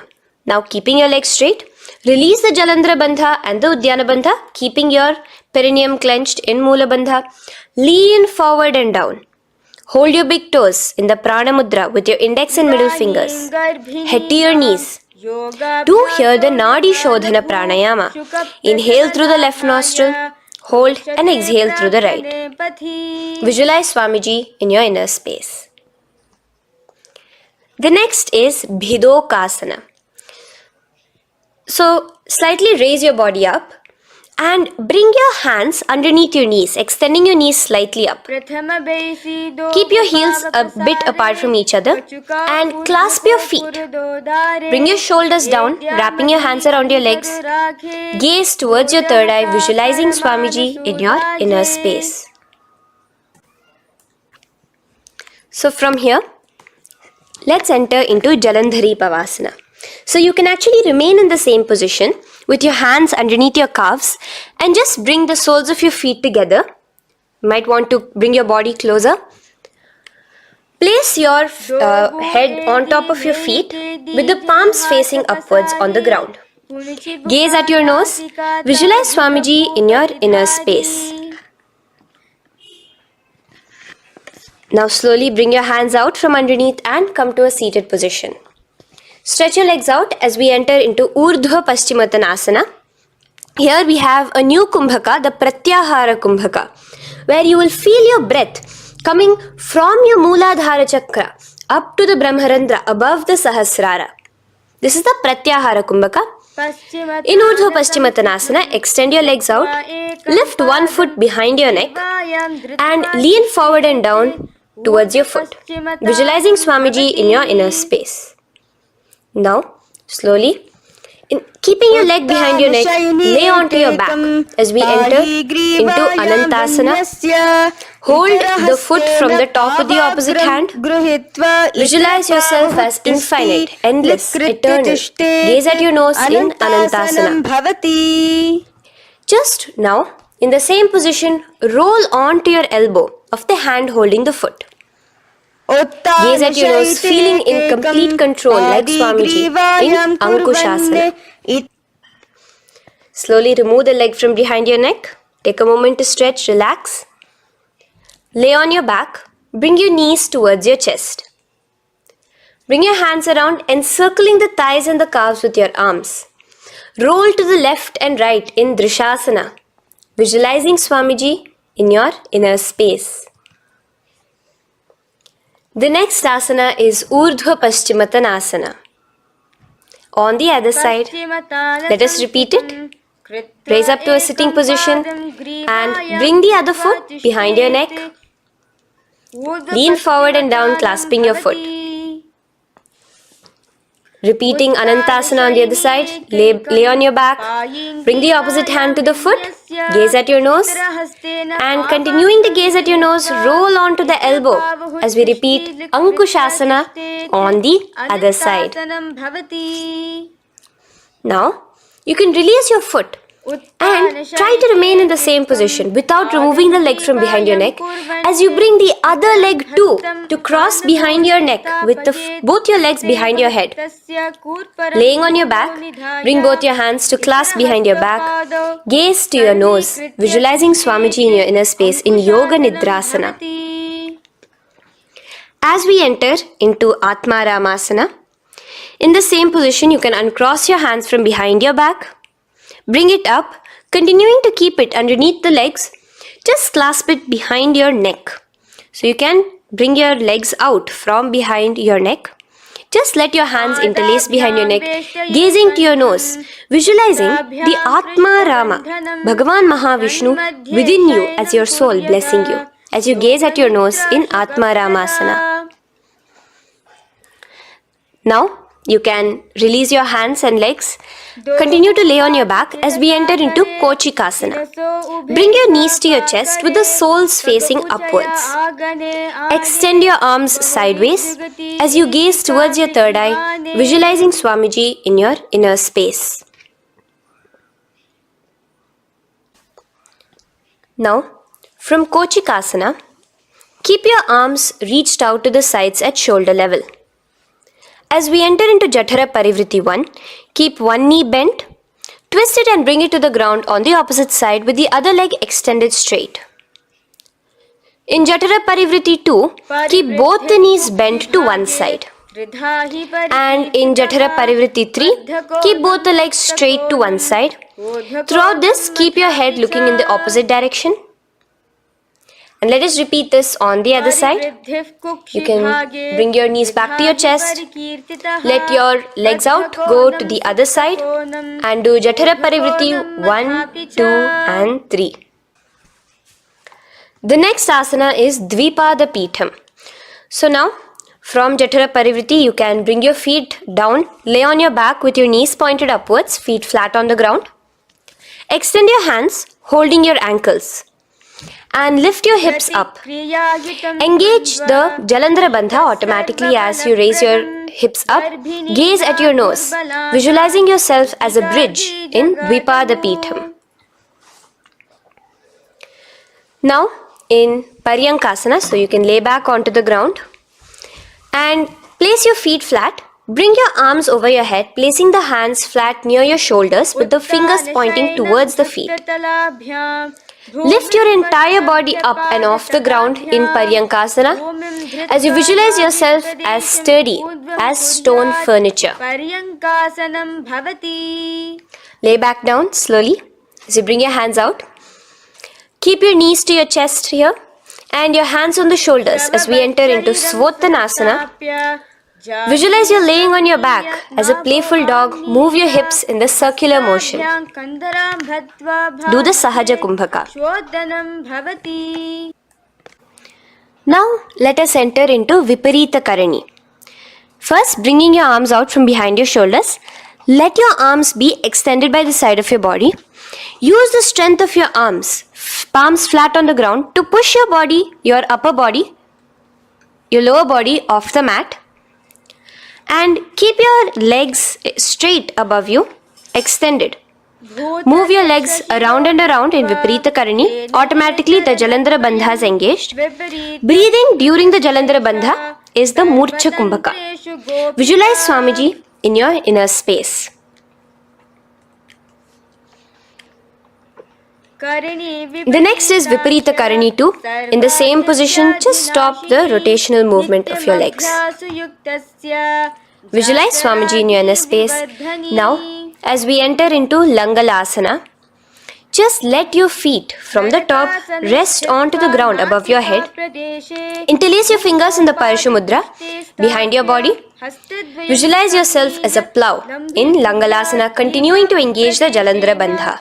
Bhumim karshayet Langalasanam bhavati. Now, in Shaita Paschimottanasana, bring your hands out from behind your body and hold on to the toes above your head. Keep your legs and hands completely straight.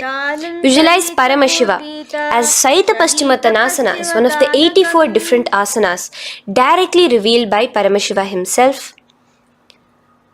Continue to do the Murcha Kumbhaka, inhaling and exhaling with the Jalandhara Bandha. Clasping your toes now, spread your feet wide apart from each other in Supta Konasana. Visualize Swamiji in your inner space. Bring your feet back together as we enter into Chakrasana. Clasp your ankles, keeping your legs and hands completely straight above your head. Visualize yourself as a chakra, a wheel in Chakorasana. Now slowly rest your back onto the ground. Keep your legs raised up in Supta Prasarita Padangushtasana.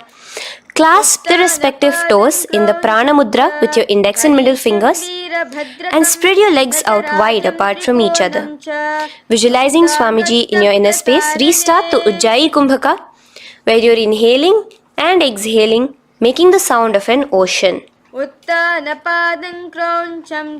Bring your feet together in Supta Padangushtasana in the same position, continuing to visualize Swamiji in your inner space.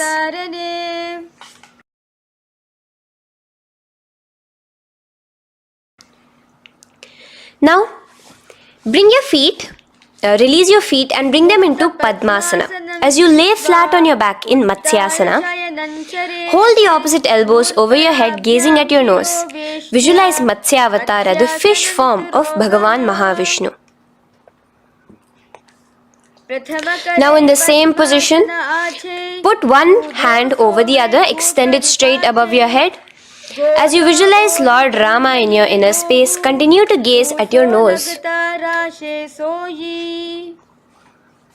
Now, slowly bring your hands to your hips as we enter into Sarvangasana. Lift your hips and legs up into the sky, crossing your legs in Padmasana. Let your hands support you, your elbows on the floor.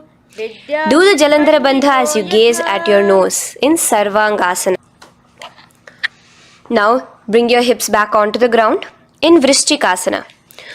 So in the Padmasana, just remove one foot alone. Keep one foot on the opposite knee as you pull the knee towards your face.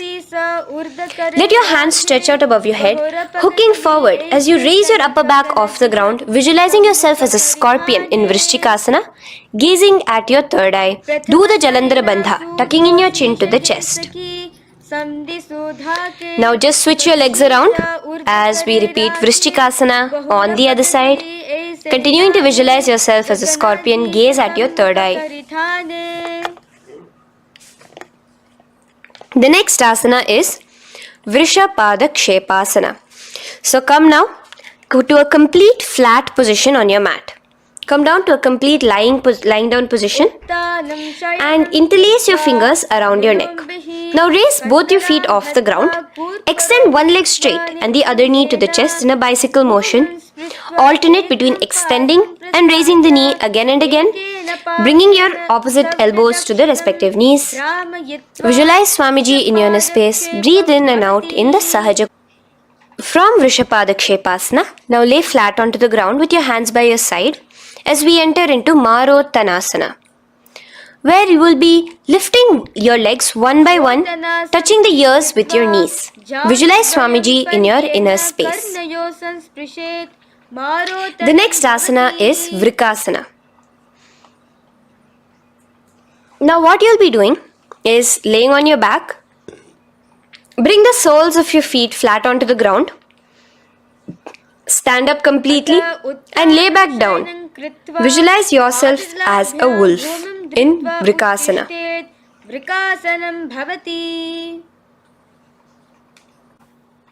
Now come back to a seated position as we enter into Luthasana, where you are going to be quickly throwing your legs above your head as you roll over completely, finishing in a prone position. Do this a couple of times. Come forward, roll over. Come forward and roll over again. Visualize Swamiji, the Supreme Pontiff of Hinduism, in your inner space. Now, take a moment to relax. Lay on your belly with your toes extended in Sarathasana.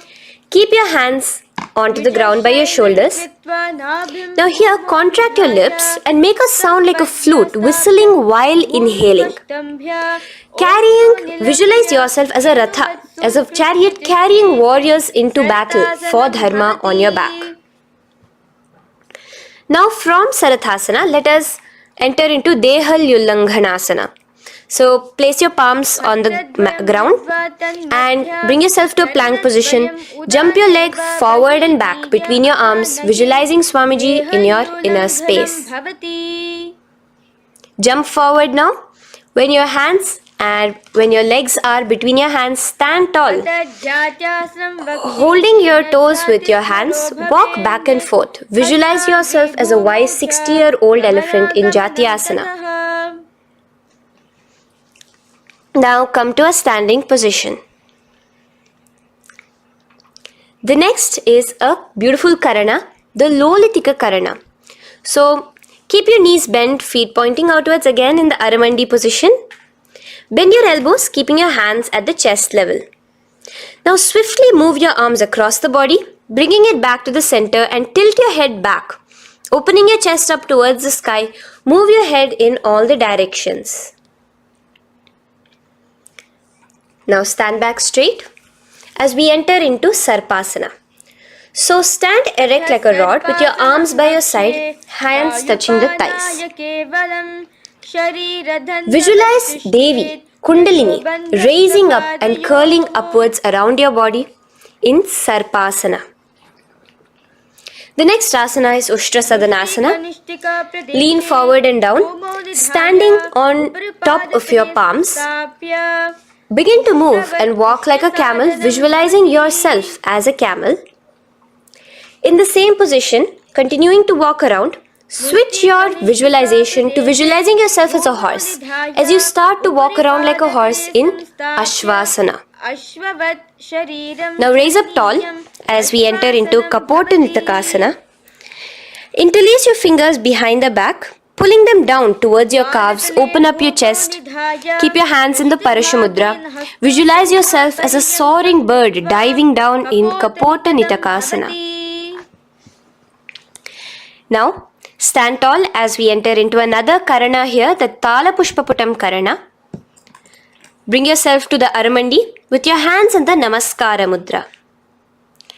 Simultaneously now, open up your palms while raising one heel off the ground, slightly lowering the waist and shoulder of the heel you have raised.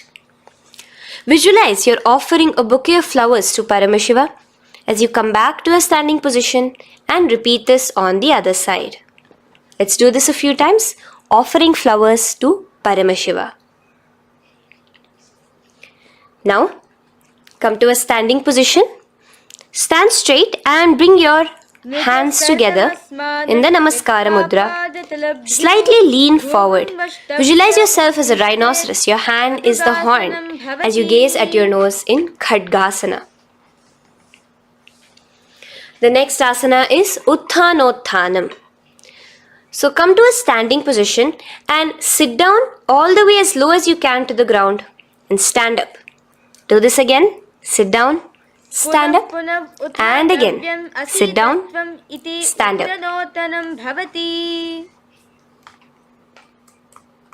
As you gaze at your nose throughout this. The next asana is Musalasana. Now come back to a standing position, raise your hands above your head, tall as you jump up and down repeatedly. Visualize yourself as a mace. Jump here in Musalasana. The next asana is Uchirshaka. So come back to a standing position. Pull the sole of one foot towards your belly. Now with the other leg, sit down and stand up. Release the leg. Pick the other leg up, pull it towards your belly. Sit down and stand up in Uchirshaka as you visualize Swamiji in your inner space gazing at your nose. The next is a Karana, which we will be entering into. The Parshvajanu Karana. So again, bringing yourself to the Aramandi position. Bend and lift one knee towards your chest, pointing the toes downwards. Keep your arm around the knee, holding it with the hand in a fist. Let the other hand hang down on the thigh, wrist twisted, fingers pointing inwards. This is the Parshvajanu Karana. Now slowly release. As we enter into Tandavasana, stretch one leg out straight in front of you as you alternate between sitting and standing. Visualize yourself fiercely dancing as Paramashiva. Raise the foot to the inner thigh of the opposite side. As we enter into Brahmanasana, let your hand be resting by the sides. Keep your standing leg erect like a rod. Visualize yourself being blessed by Lord Brahma. Now, you can bring the left foot around the right knee and rotate it, tucking the left toes on the other side of the right calf. Simultaneously, cross your left arm below the right, bring your palms together in the Namaskara Mudra. Visualize yourself as Lord Garuda in Garudasana 3. Now slowly uncross your legs and hands as we enter into Ekapadasana, coming to a standing position. On the right leg, bring your left foot to the opposite thigh with your hands relaxed by the knees. Now take a hold of the raised foot with your hand in the Prana Mudra. Stretch your leg out wide, out to the side and rotate your body quickly on the standing leg. Visualize yourself as the North Pole star in Dhruvasana. From here now, in the foot which is in your hand, just slowly, once you finish the rotating movement, in Trivikramasana, bring it up towards the back of your neck. Stand as tall as you can and alternate between sitting and standing. Visualize Bhagavan Mahavishnu in your inner space. Now you can take the leg out from behind your neck and stand straight. As we repeat the Parshvajanu Karana on the other side, bring your knee up to your chest, clasp your knee in a fist while the other hand comes to the opposite thigh. Hold there for a second and stretch your leg out. In Tandavasana, sit and stand. Visualize yourself fiercely dancing as Paramashiva. Bring the foot to the inner thigh, standing straight like a rod. Get your hands by your sides. Visualize yourself being blessed by Lord Brahma. In Brahmanasana on the other side. Move into Garudasana 3 on the other side as you rotate your leg over, your hand under. Visualize yourself as Lord Garuda. And uncross yourself as we move into Ekapadasana on the other side. Bring your foot to the inner thigh, to the root of the thigh, and stand straight.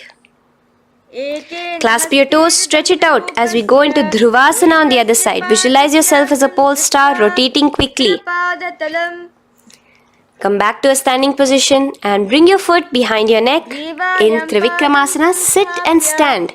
Visualize Vishnu, Bhagavan Mahavishnu in your inner space. Now, stand tall as we do the Samanakha Karana. Stand with your feet close together, toes slightly pointed outwards. Keep both the hands to the side of the body. Take a moment to breathe in and breathe out and relax.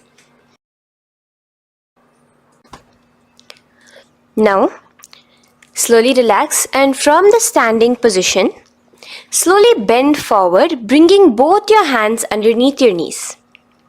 Now once you have squatted down fully, interlace the fingers together in the Parashamudra.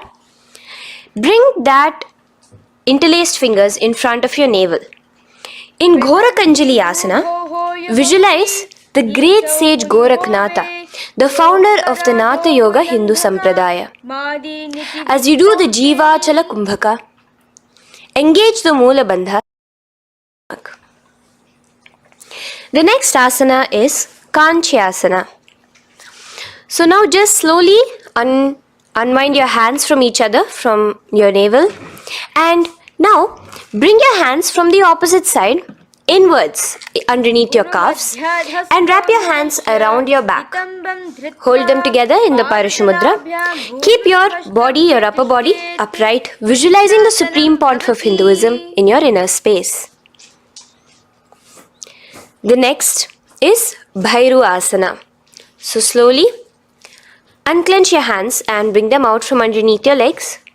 Keep your feet and knees together and in a squatting position, bring your hands behind your back, clasping them together, remaining in the Parashamudra.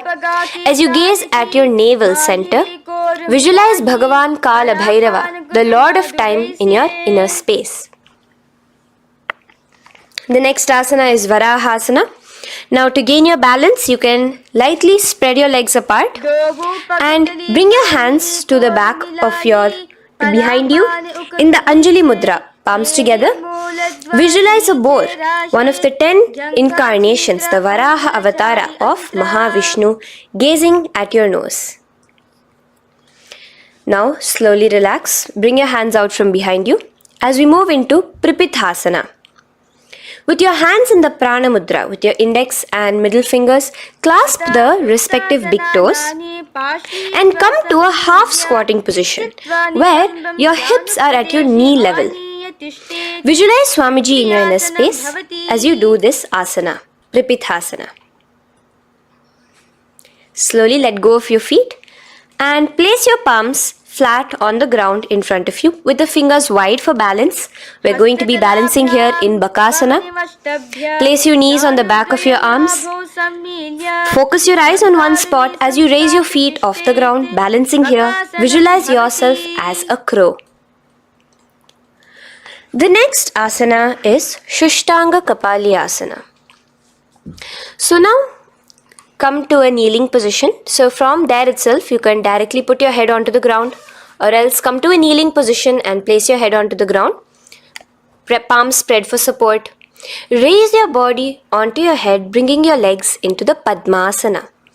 Gaze at your nose. Visualize Swamiji himself in your inner space. Come down now, uncrossing your legs as you come down. Sit onto your knees, keeping the toes flat. Now, Let your heels come outside of the hips. Keep your hands on your knees. In Guptasana, sit straight. Keep your gaze on your nose.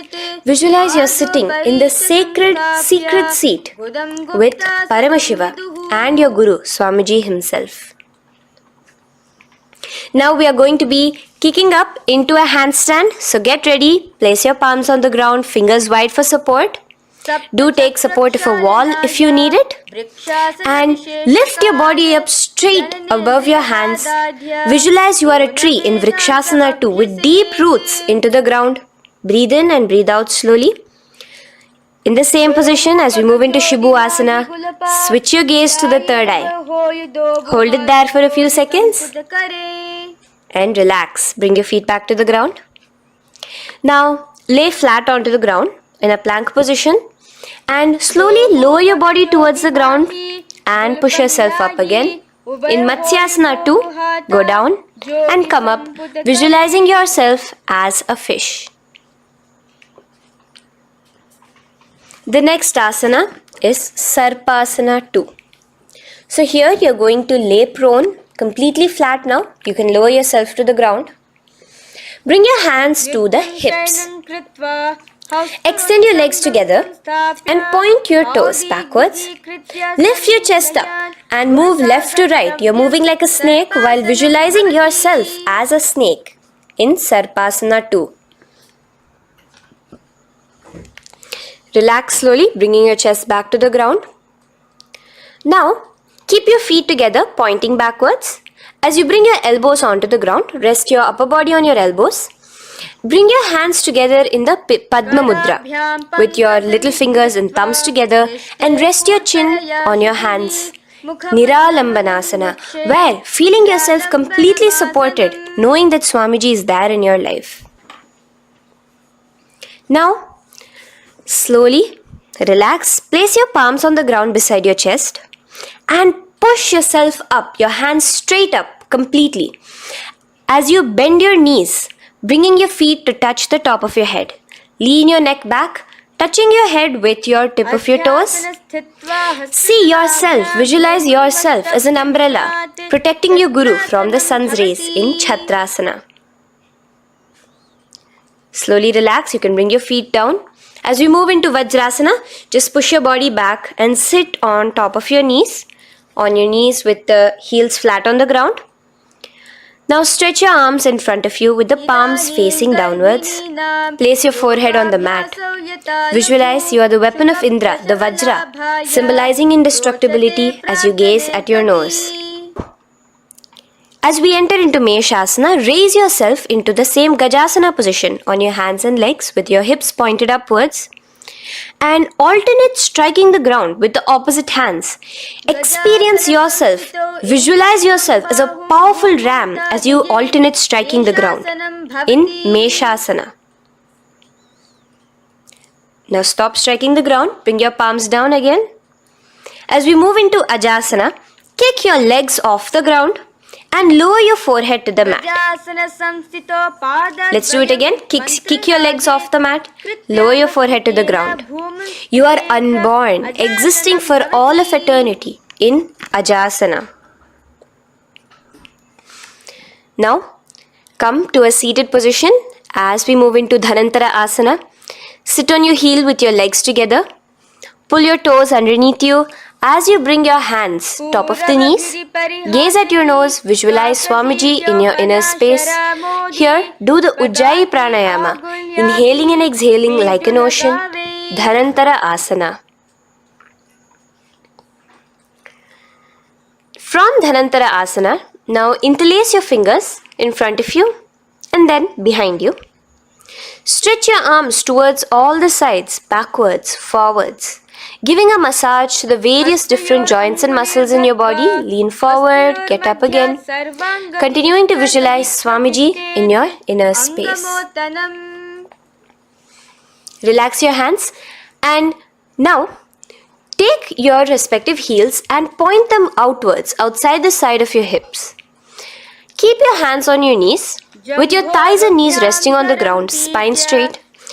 Visualize yourself as Lord Garuda in Garudasana 4, You have Mahavishnu and Mahalakshmi on your back as you are flying.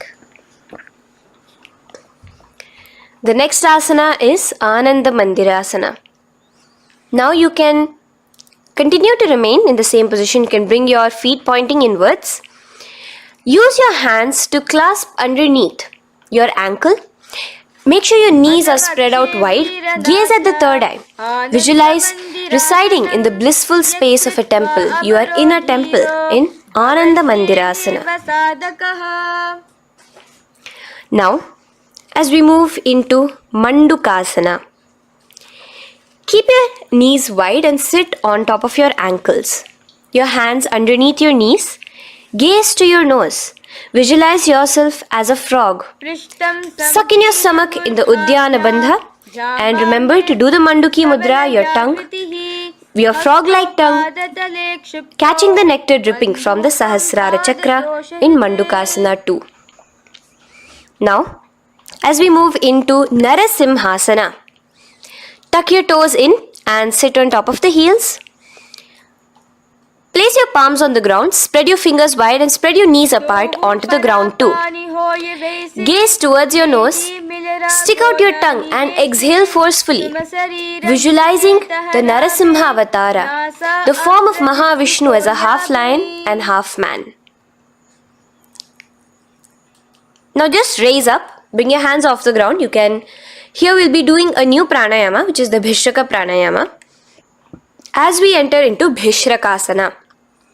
So continue to keep your knees and feet on the floor. As you bring your hand up to your face, make a hollow of your palms and place it over the mouth. Keep your thumbs under your teeth and close your lips. Gaze to your nose. Inhale through your left nostril, exhaling through the mouth. Gaze at your nose again. Visualize yourself as Devi, presiding over any and all minuscule fears you may have within you.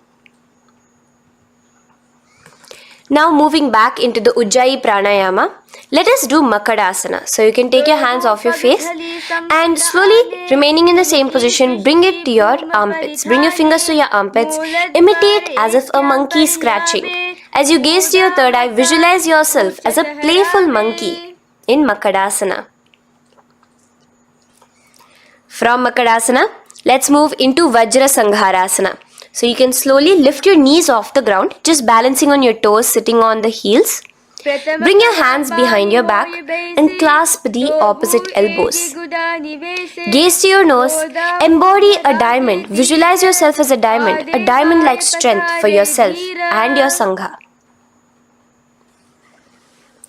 The next asana is Khanjanasana. So now you can uncross your hands, rest on top of the heels with your knees on the ground. Keep the toes down, ankles crossed behind. Place your palms on the mat to your side. Suck your stomach in the Uddiyana Bandha as you gaze at your nose in Khanjanasana. Now, you can uncross your ankles and just sit with your toes flat. Keep your knees wide on the floor. Rest your hands on the knees. Just relax the Uddiyana Bandha, just sucking in your perineum in the Mula Bandha. Gaze at your nose, visualize yourself as a turtle with a stable body and mind to live for hundreds of years. And without changing anything in your physical posture, just visualize yourself uniting with Swamiji himself in Yogasana. Now, raise up onto your knees, cross your ankles behind your back until the feet are coming towards the opposite knees. Now, bring your hands behind you and hold on to the calves with the fingers inside, the thumbs outside. Gaze at the third eye as you visualize yourself in a space of oneness with Paramashiva himself as Swamiji. Now you can uncross your ankles, come back to us standing on your knees as we enter into Ushtrasana 2. So now, in a kneeling position, bend backward, hold your ankles with your hands. Keep your arms straight. As you push your hips forward and tilt your head backwards, visualize yourself as a camel in Ushtrasana 2. Slowly, in the same position, Lower yourself onto your back in Jatyasana 2. As you are lowering yourself, experience yourself as a blooming lotus. Bring your head, the back of your head onto the mat. Gaze to your nose. Now, let's move into Viratasana. So, try your best to do this without the support of your hands, but you can use your hand support if needed as you raise up from Jatyasana and back down. Raise up and go back down as you gaze at your nose. Raise up and go back down. Visualize Swamiji in your inner space. Now from Viratasana, raise your hips up higher, bringing your forearms onto the mat behind you in a short back bend posture. Hold the back of your heels in Kapotasana. Visualize yourself as a beautiful dove, a Kapota, in your inner. As we move on from Kapotasana into Varasana. So stand upright on your knees with the toes tucked. Hold your arms with the opposite hands. Gaze at your nose. This is the boon fulfilling posture. Visualize your boon becoming a reality directly from Paramashiva himself in Varasana. Now, keeping your knees together, toes tucked, just lean forward, bringing your head onto the mat. Holding your head with your hands. Visualize yourself as a boar, as the Varaha avatar of Bhagavan Mahavishnu in Varaha Asana 2. Now, just kick your legs off the ground as we enter into Mundasana. Raise yourself up into a headstand posture, visualizing yourself as a lopped tree. Gaze at your nose. Breathe in and out in the Sahaja Kumbhaka. Slowly come down now, relax. Come to a kneeling posture. Sit on your heels. Bring your head down beside your knees, your elbows adjacent to the knees, your hands holding your head. Exhale through your mouth as you gaze at your nose, visualizing Swamiji in your inner space in Andhasana. Now from here, push yourself off the mat as you come lying prone on your belly. Let your arms be extended straight out and together lift your thighs, arms and chest off the ground, stretching your body, balancing there. Visualize yourself as a locust in Viparita Shalabhasana. The next asana is Kapalasana. So slowly lower yourself back to the ground. Now laying on your belly, bring your arms to your side, palms downwards. Keep your forehead on the ground and your chest on the mat. Only lift your legs up into the air. Only your legs are lifting up. Visualize yourself as a skull. You are a mind with purified thoughts, a strong will to attain enlightenment in Kapalasana. The next asana is Akasha Kapotasana. So now, in the same position as you are, let your arms be straight out behind you. As you kick your legs up and over your head, bring your feet slowly to the mat in front of you. Push yourself, balance there. Visualize yourself as a free and open flying dove in Akasha Kapotasana.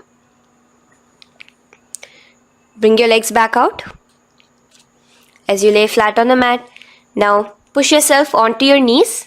Place your forearms on the ground and your chest down such that your navel is touching your knees. Be sturdy, visualizing yourself as a sparrow in Chatakasana. The next asana is Vrishchikasana 2. So your forearms are on the ground. Now slowly raise to your toes and kick your legs off the mat. Slowly lowering your legs to your head. Visualize yourself as a scorpion as you balance in Vrishchikasana 2.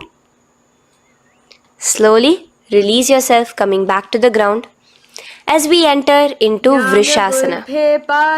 Sit down on top of your right heel and let your left foot remain outside of the hip, the ankle to the side.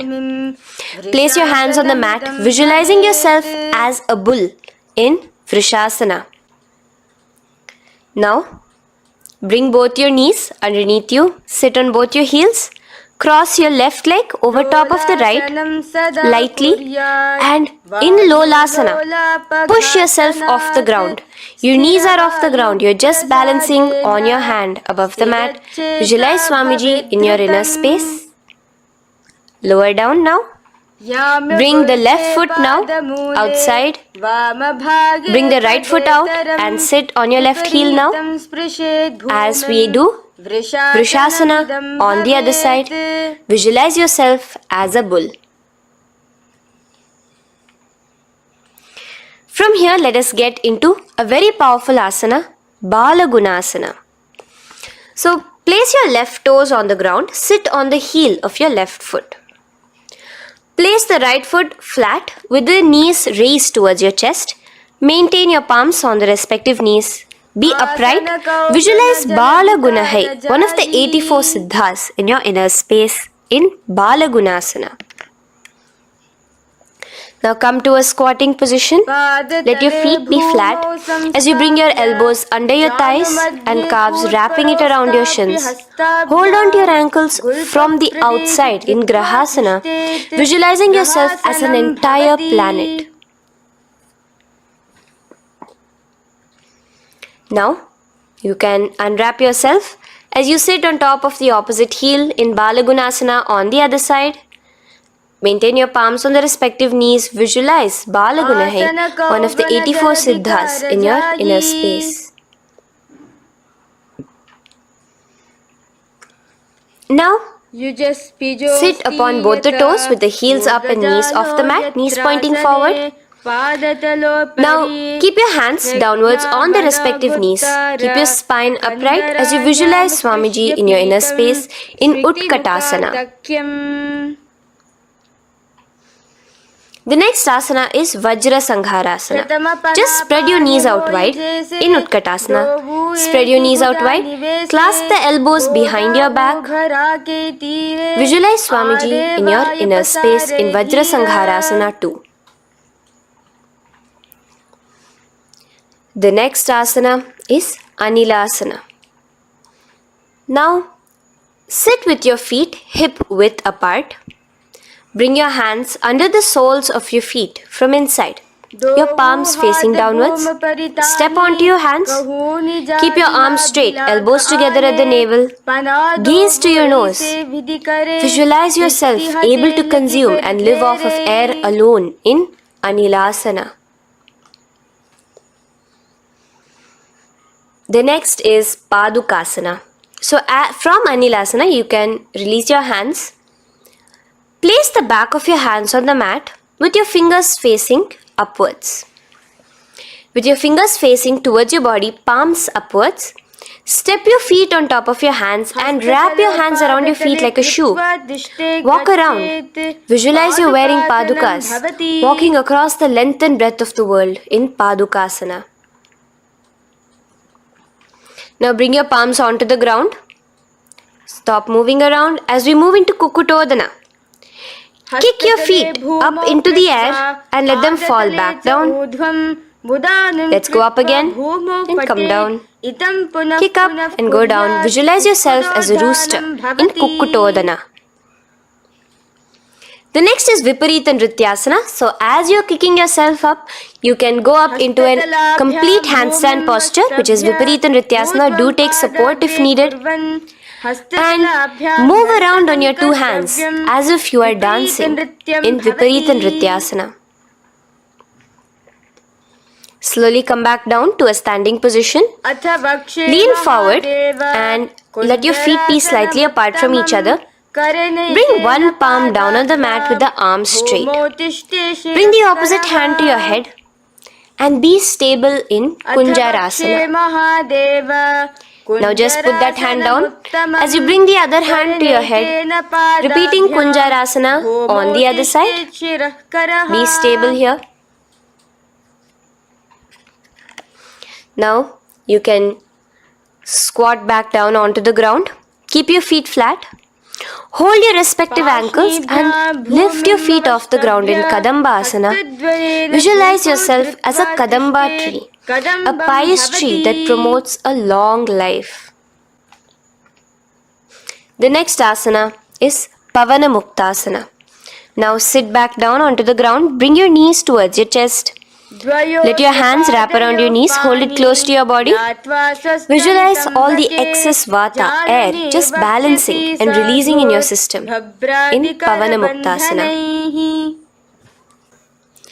Now, let us move into Chakorasana. So first stretch your legs out in front of you.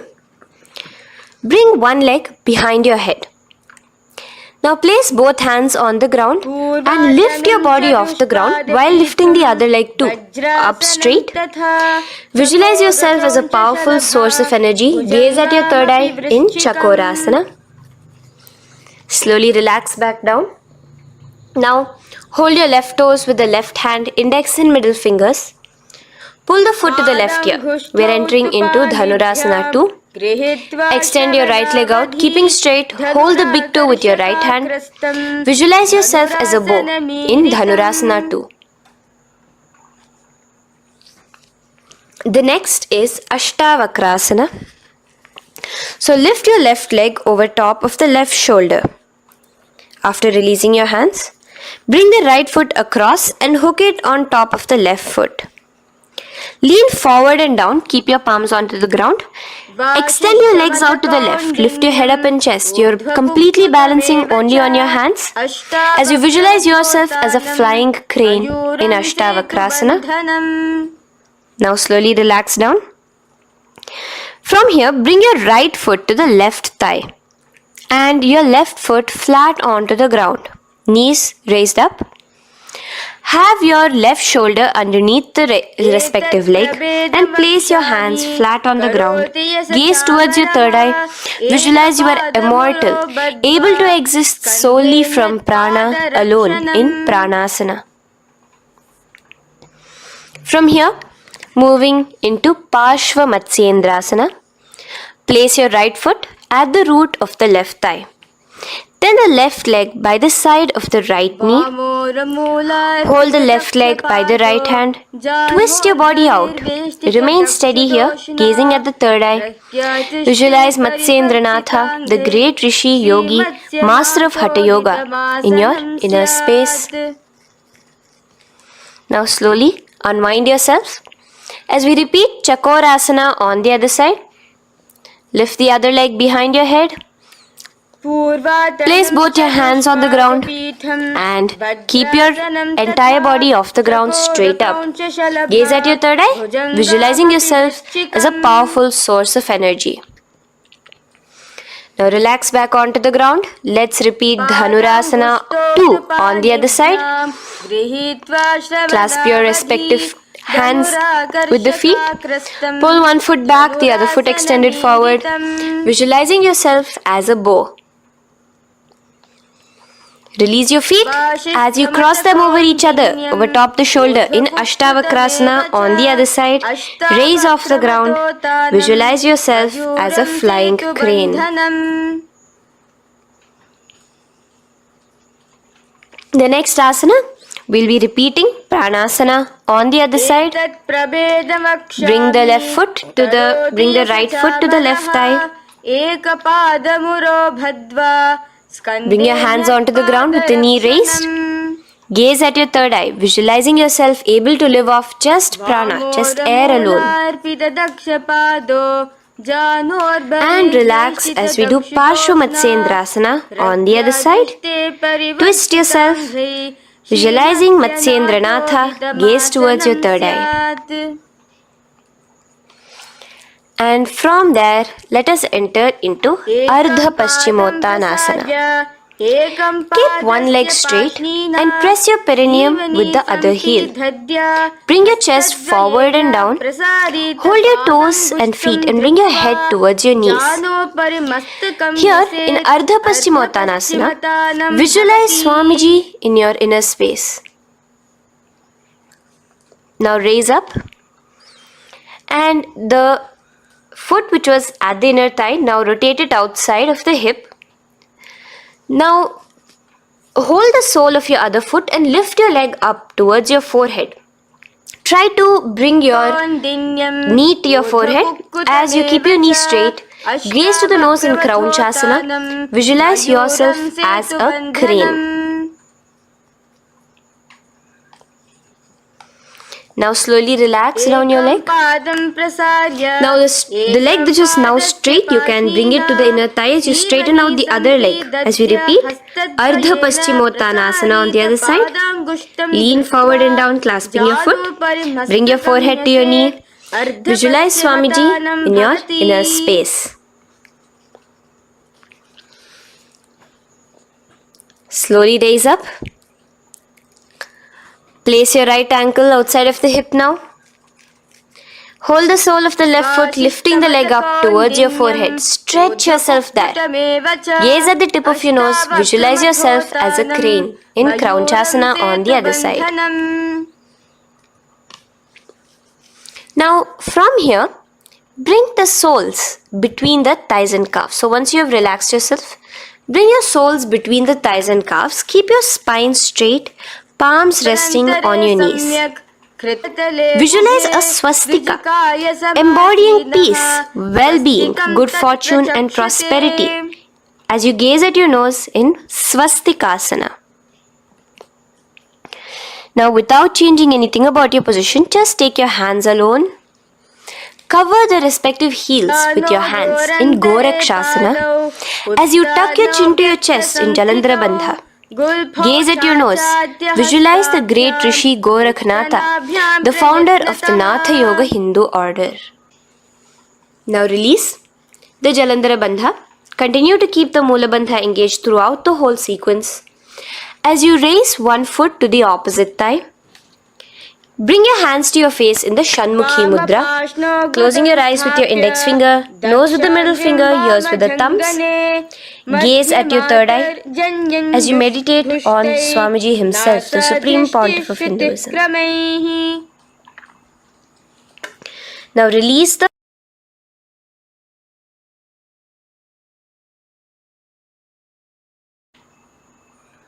Shanmukhi Mudra. And in Yogasana 2, bring your legs into the Padmasana position over the opposite thighs. Keep your hands flat onto the ground beside your knees with the palms facing upwards. Sit straight, gaze at your nose. Here we'll be starting the Kakachancha Kumbhaka, where your inhalation will be through your tongue wrapped like a pipe, and your exhalation will be through your nose. From Yogasana 2, now keeping your palms beside your body, just switch them around to be flat on the ground and push your entire body off the ground, balancing. Visualize yourself as a rooster in Urdhva Kukkutasana. Now relax down, come back to a seated position on the floor, keeping your legs in Padmasana. Insert your hands through your knees and place them on the mat. Remember, do not lift your body up, just stay seated down there. In Siddha Haritali gaze to your nose, visualize Swamiji himself in your inner space. From there, let's enter into Hamsasana, where you will actually be pushing yourself off the ground. Lift your thighs up high above your shoulder, above your elbows as much as possible. Gaze to your nose, visualizing yourself as an elegant swan in Hamsasana. Now release yourself. Now, do not take your hands out from between your thighs and calves.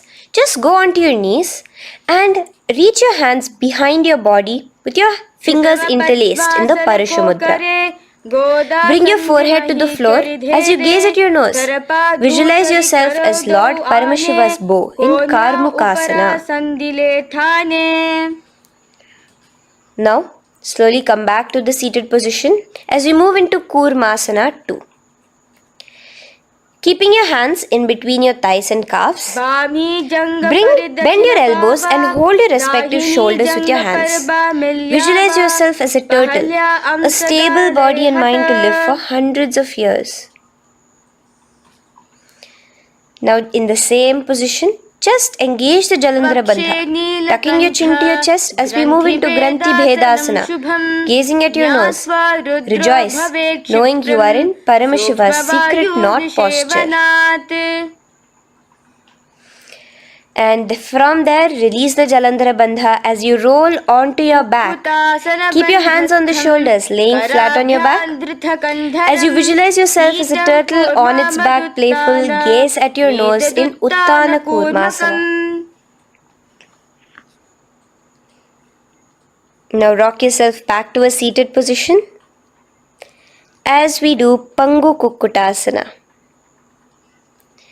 Now it's the same as your hands between your thighs and the calves, except you will be placing one hand flat on the mat. Hold the wrist with the other hand. Lift your body up and holding only on one hand.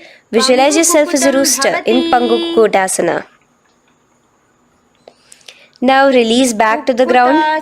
Hold. Let's do Pangu Kukkutasana on the other side. Place the other palm flat and bring the other hand holding the wrist. Push yourself off the ground. Visualize yourself as a rooster. Continue the Kakachanchu Kumbhaka, sucking in your breath through your curled tongue and exhaling through your nose. As you slowly extricate your hands from between your thighs and calves, let's do Girdharasana here. So now, interlace your fingers in the Parashamudra as you place your elbows on the feet, remaining your legs in Padmasana.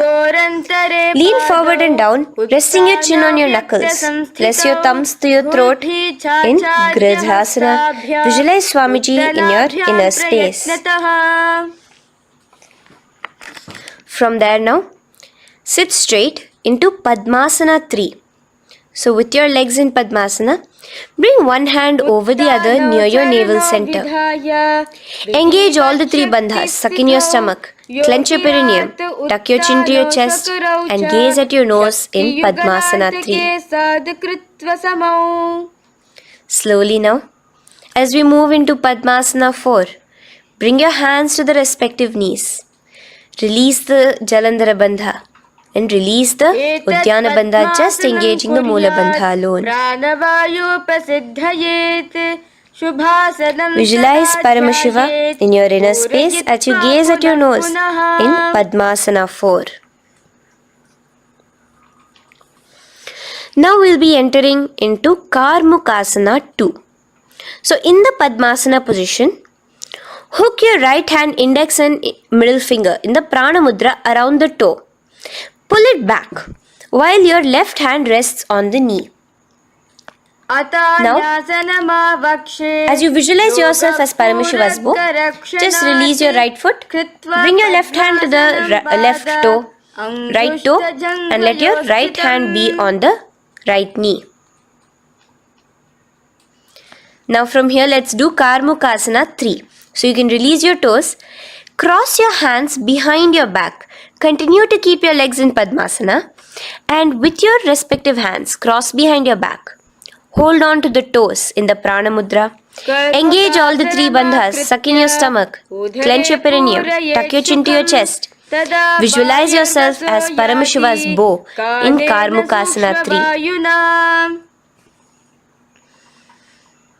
Slowly relax the bandhas, just keeping the Moola Bandha. Continue to hold on to your toes. Release the Uddiyana Bandha and the Jalandhara Bandha.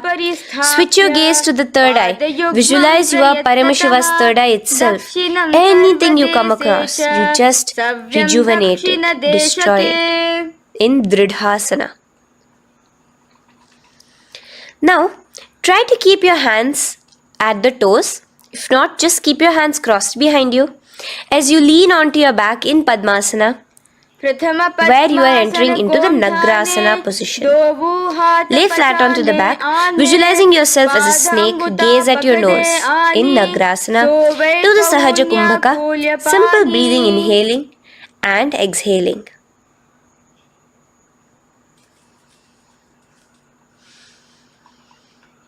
Now bring your knees to your chest. Let your hands wrap around your knees. Slowly uncross your Padmasana and bring your knees to your chest. Bring your hands to the Parashamudra, the fingers interlocked on top of your knees. As you pull your chin up to your knees, visualize yourself as a ball in Kandukasana. Now relax. Bring your feet onto the ground. the knees pointed upwards in Urdhva Pavanasana. As you interlace your fingers, bring the interlaced fingers behind your head. Laying down, gaze at your nose in Urdhva Pavanasana. The next asana is Marakata Pithasana. Now, from behind your head, take your hands out and clasp onto your feet. Just step lightly onto your palms. As you push your hips up into the sky, automatically engaging the Jalandhara Bandha. Visualize yourself as a powerful alpha ape in Marakata Pithasana. In the same position now, bring your hands to your hips as we enter into Uttanashiki Pitakasana. Let your weight rest on your elbows as you stretch your legs out straight. Gaze at the nose. Visualize Swamiji in your inner space. From there, continuing to rest on your elbows, kick your feet up high into the sky in Narakasana. Stretch your palms out behind you, flat on the ground. Balance there. Visualize yourself blissfully traveling through hell unscathed in Narakasana. Bring your hands to your hips now as we move into Tiryanaukasana. Angling your legs down at an angle, visualize yourself as a boat crossing the ocean of samsara in Tiryanaukasana. Now from there, come back straight as we enter into Dhwajasana. Keep your legs up high above your body, your hands stretched out down behind you. As you push yourself up, visualize where KAILASA's flag respected across all nations in Dhwajasana. Hold there for a few seconds and relax now. Flat onto the ground, palms slightly away from your body. Do not move at all in Mritasana. Your body is dead. Visualize that. Visualize the Supreme Pontiff of Hinduism liberating you. Let your awareness travel to all the parts of your body in the Shakti Chalan Mudra as we do Mritasana.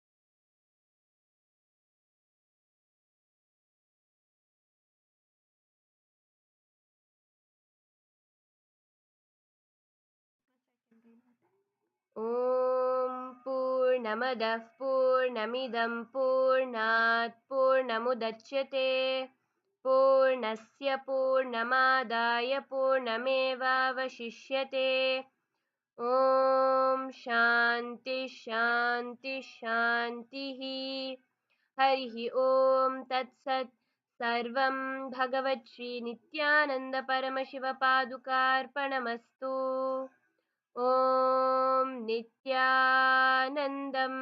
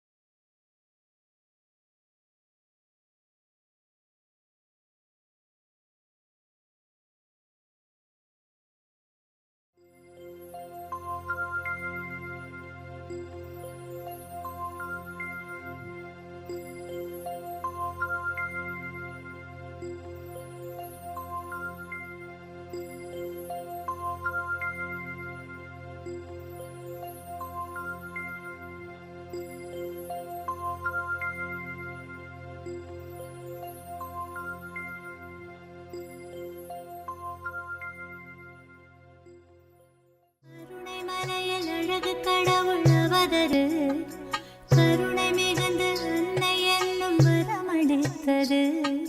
கருணை மலையில் அழகு கடவுள் அவதரித்தது. கருணை மிகுந்து அன்னை என்னும் வரமளித்தது. பரமஞான ஒளியில் குழந்தை ஜொலி ஜொலித்தது.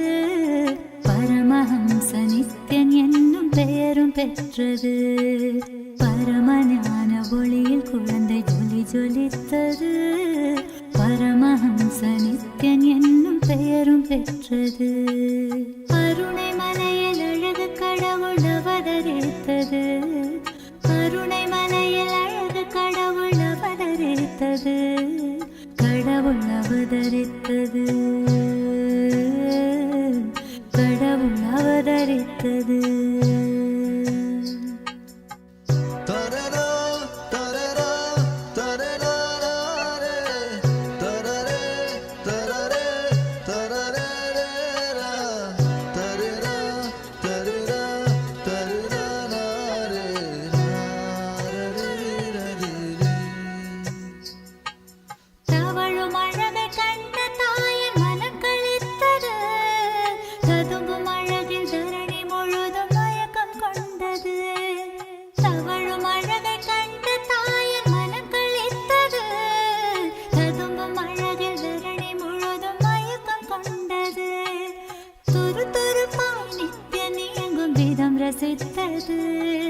துருதுருப்பாய் நித்யனே எங்கும் விதம் ரசித்தது. தங்க மகன் நித்யன் தெய்வம் என்றுணர்ந்தது. தங்க மகன் நித்யன் தெய்வம் என்றுணர்ந்தது. கருணை மலையில் அழகு கடவுள் அவதரித்தது. கருணை மலையில் அழகு கடவுள் அவதரித்தது. கடவுள் அவதரித்தது. கடவுள் அவதரித்தது.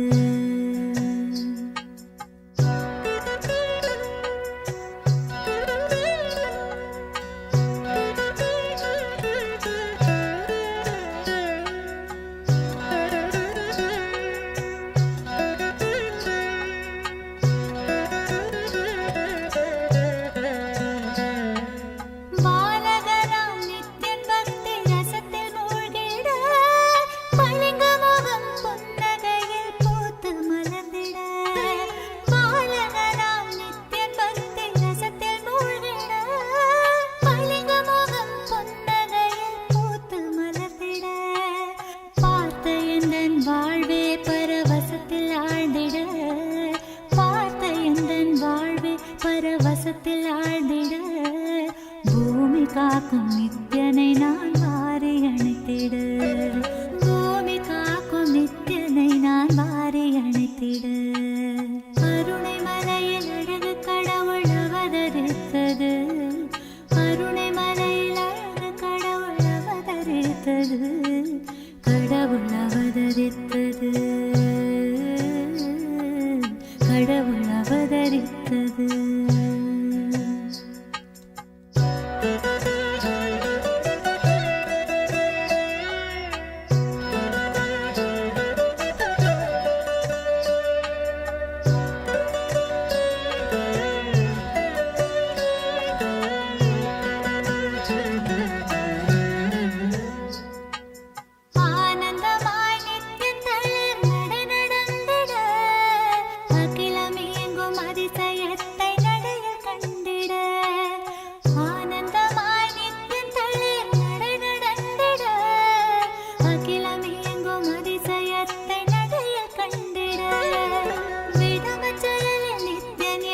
வசியம் செய்திட விடமச்சலில் நித்யன் என்னை வசியம் செய்திட.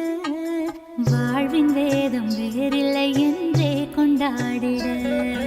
வாழ்வின் வேதம் வேறில்லை என்றே கொண்டாடிட. கருணை மலையில் அழகு கடவுள் அவதரித்தது. கருணை மலையில் அழகு கடவுள் அவதரித்தது. கடவுள் அவதரித்தது கடவுள் அவதரித்தது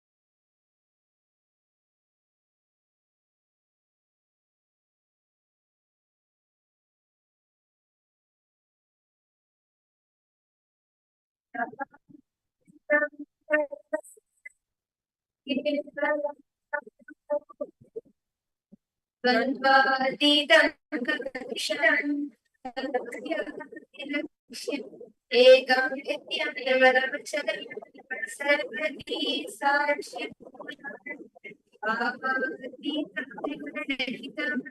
सर्वोत्तम Namami.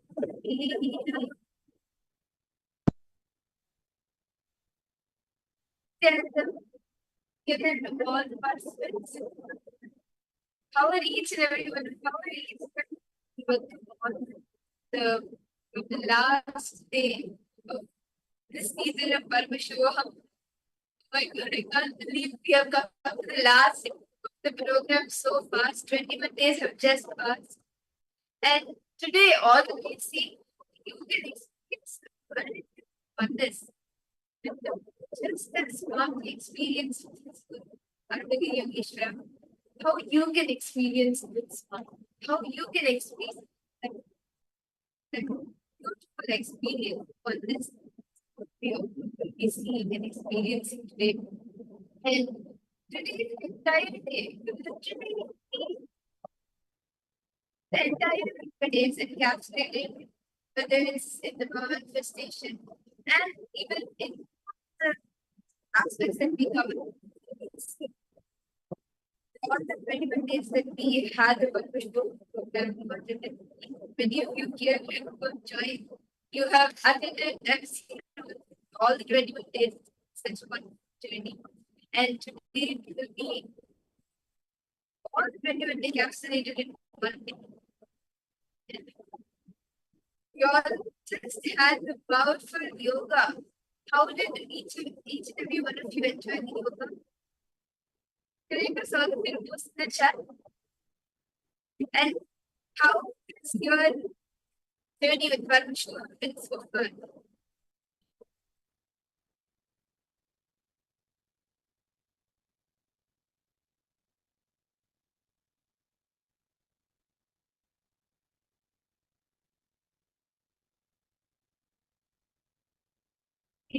As we see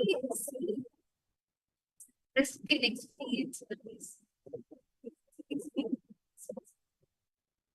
You will not be entering actually starting your day with the power manifestation, with third eye reading. Your neighbors and you can tie your eyes.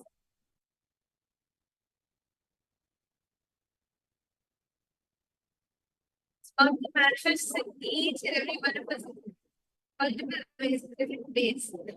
See, through by powers, you can actually see which is the way that he manifests, which is the best way to connect with him. And you're supposed to be connected with him. So always are the best way in which you can connect with him.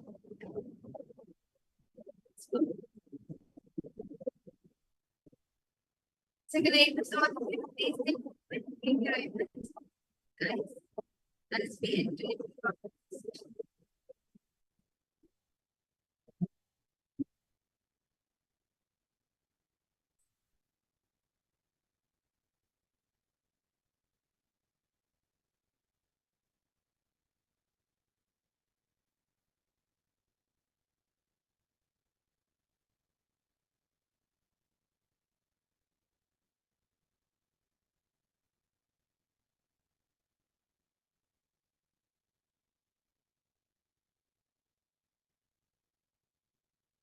Okay, so now in this station,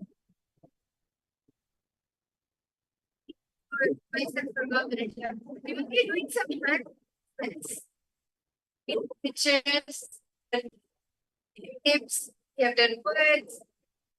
This, we will do different things. So first I'll show not just and also let's as use handprints. Okay, are all of you ready? Should we start? It's Sri Chan Mahakaasa.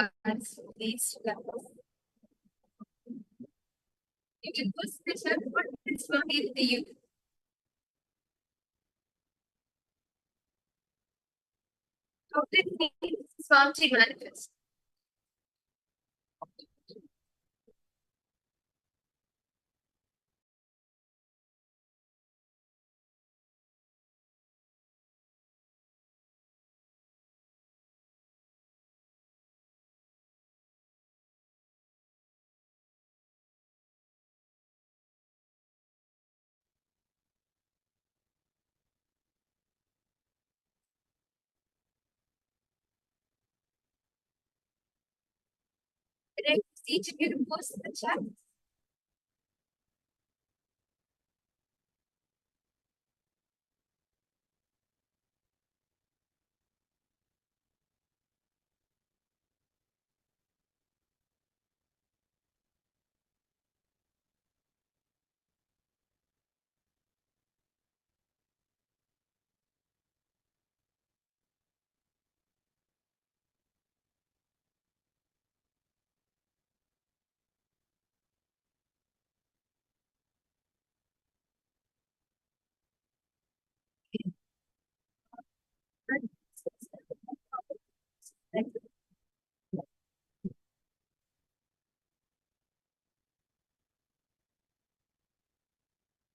Is it better now?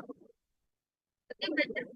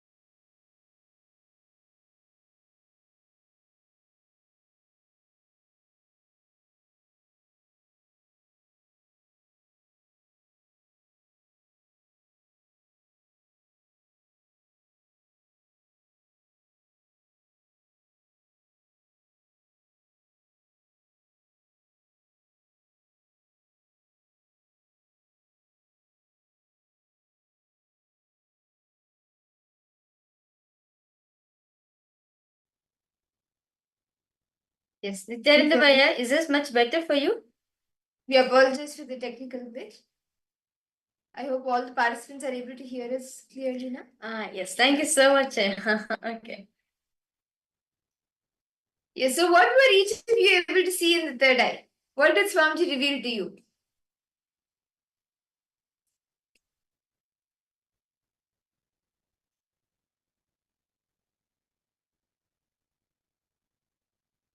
Matthew Mascara, you just got with the puja. Okay. Yes. And sure. It was so nice actually seeing you throughout the 21 days today.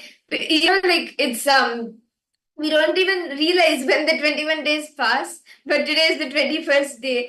And it's so nice to have seen that you've attended literally every this program and you've had breakthroughs. So today it'll be like the entire program encapsulated. So yes, let's do another round of third eye. I request you the participants to please blind yourself again.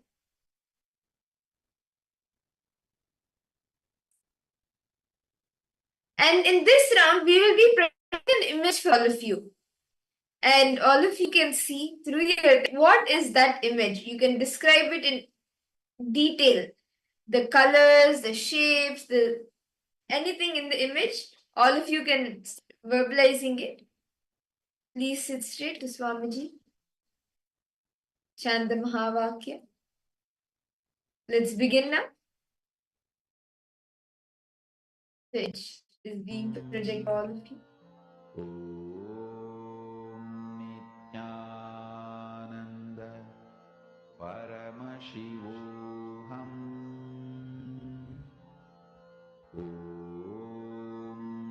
Nithyananda Paramashivoham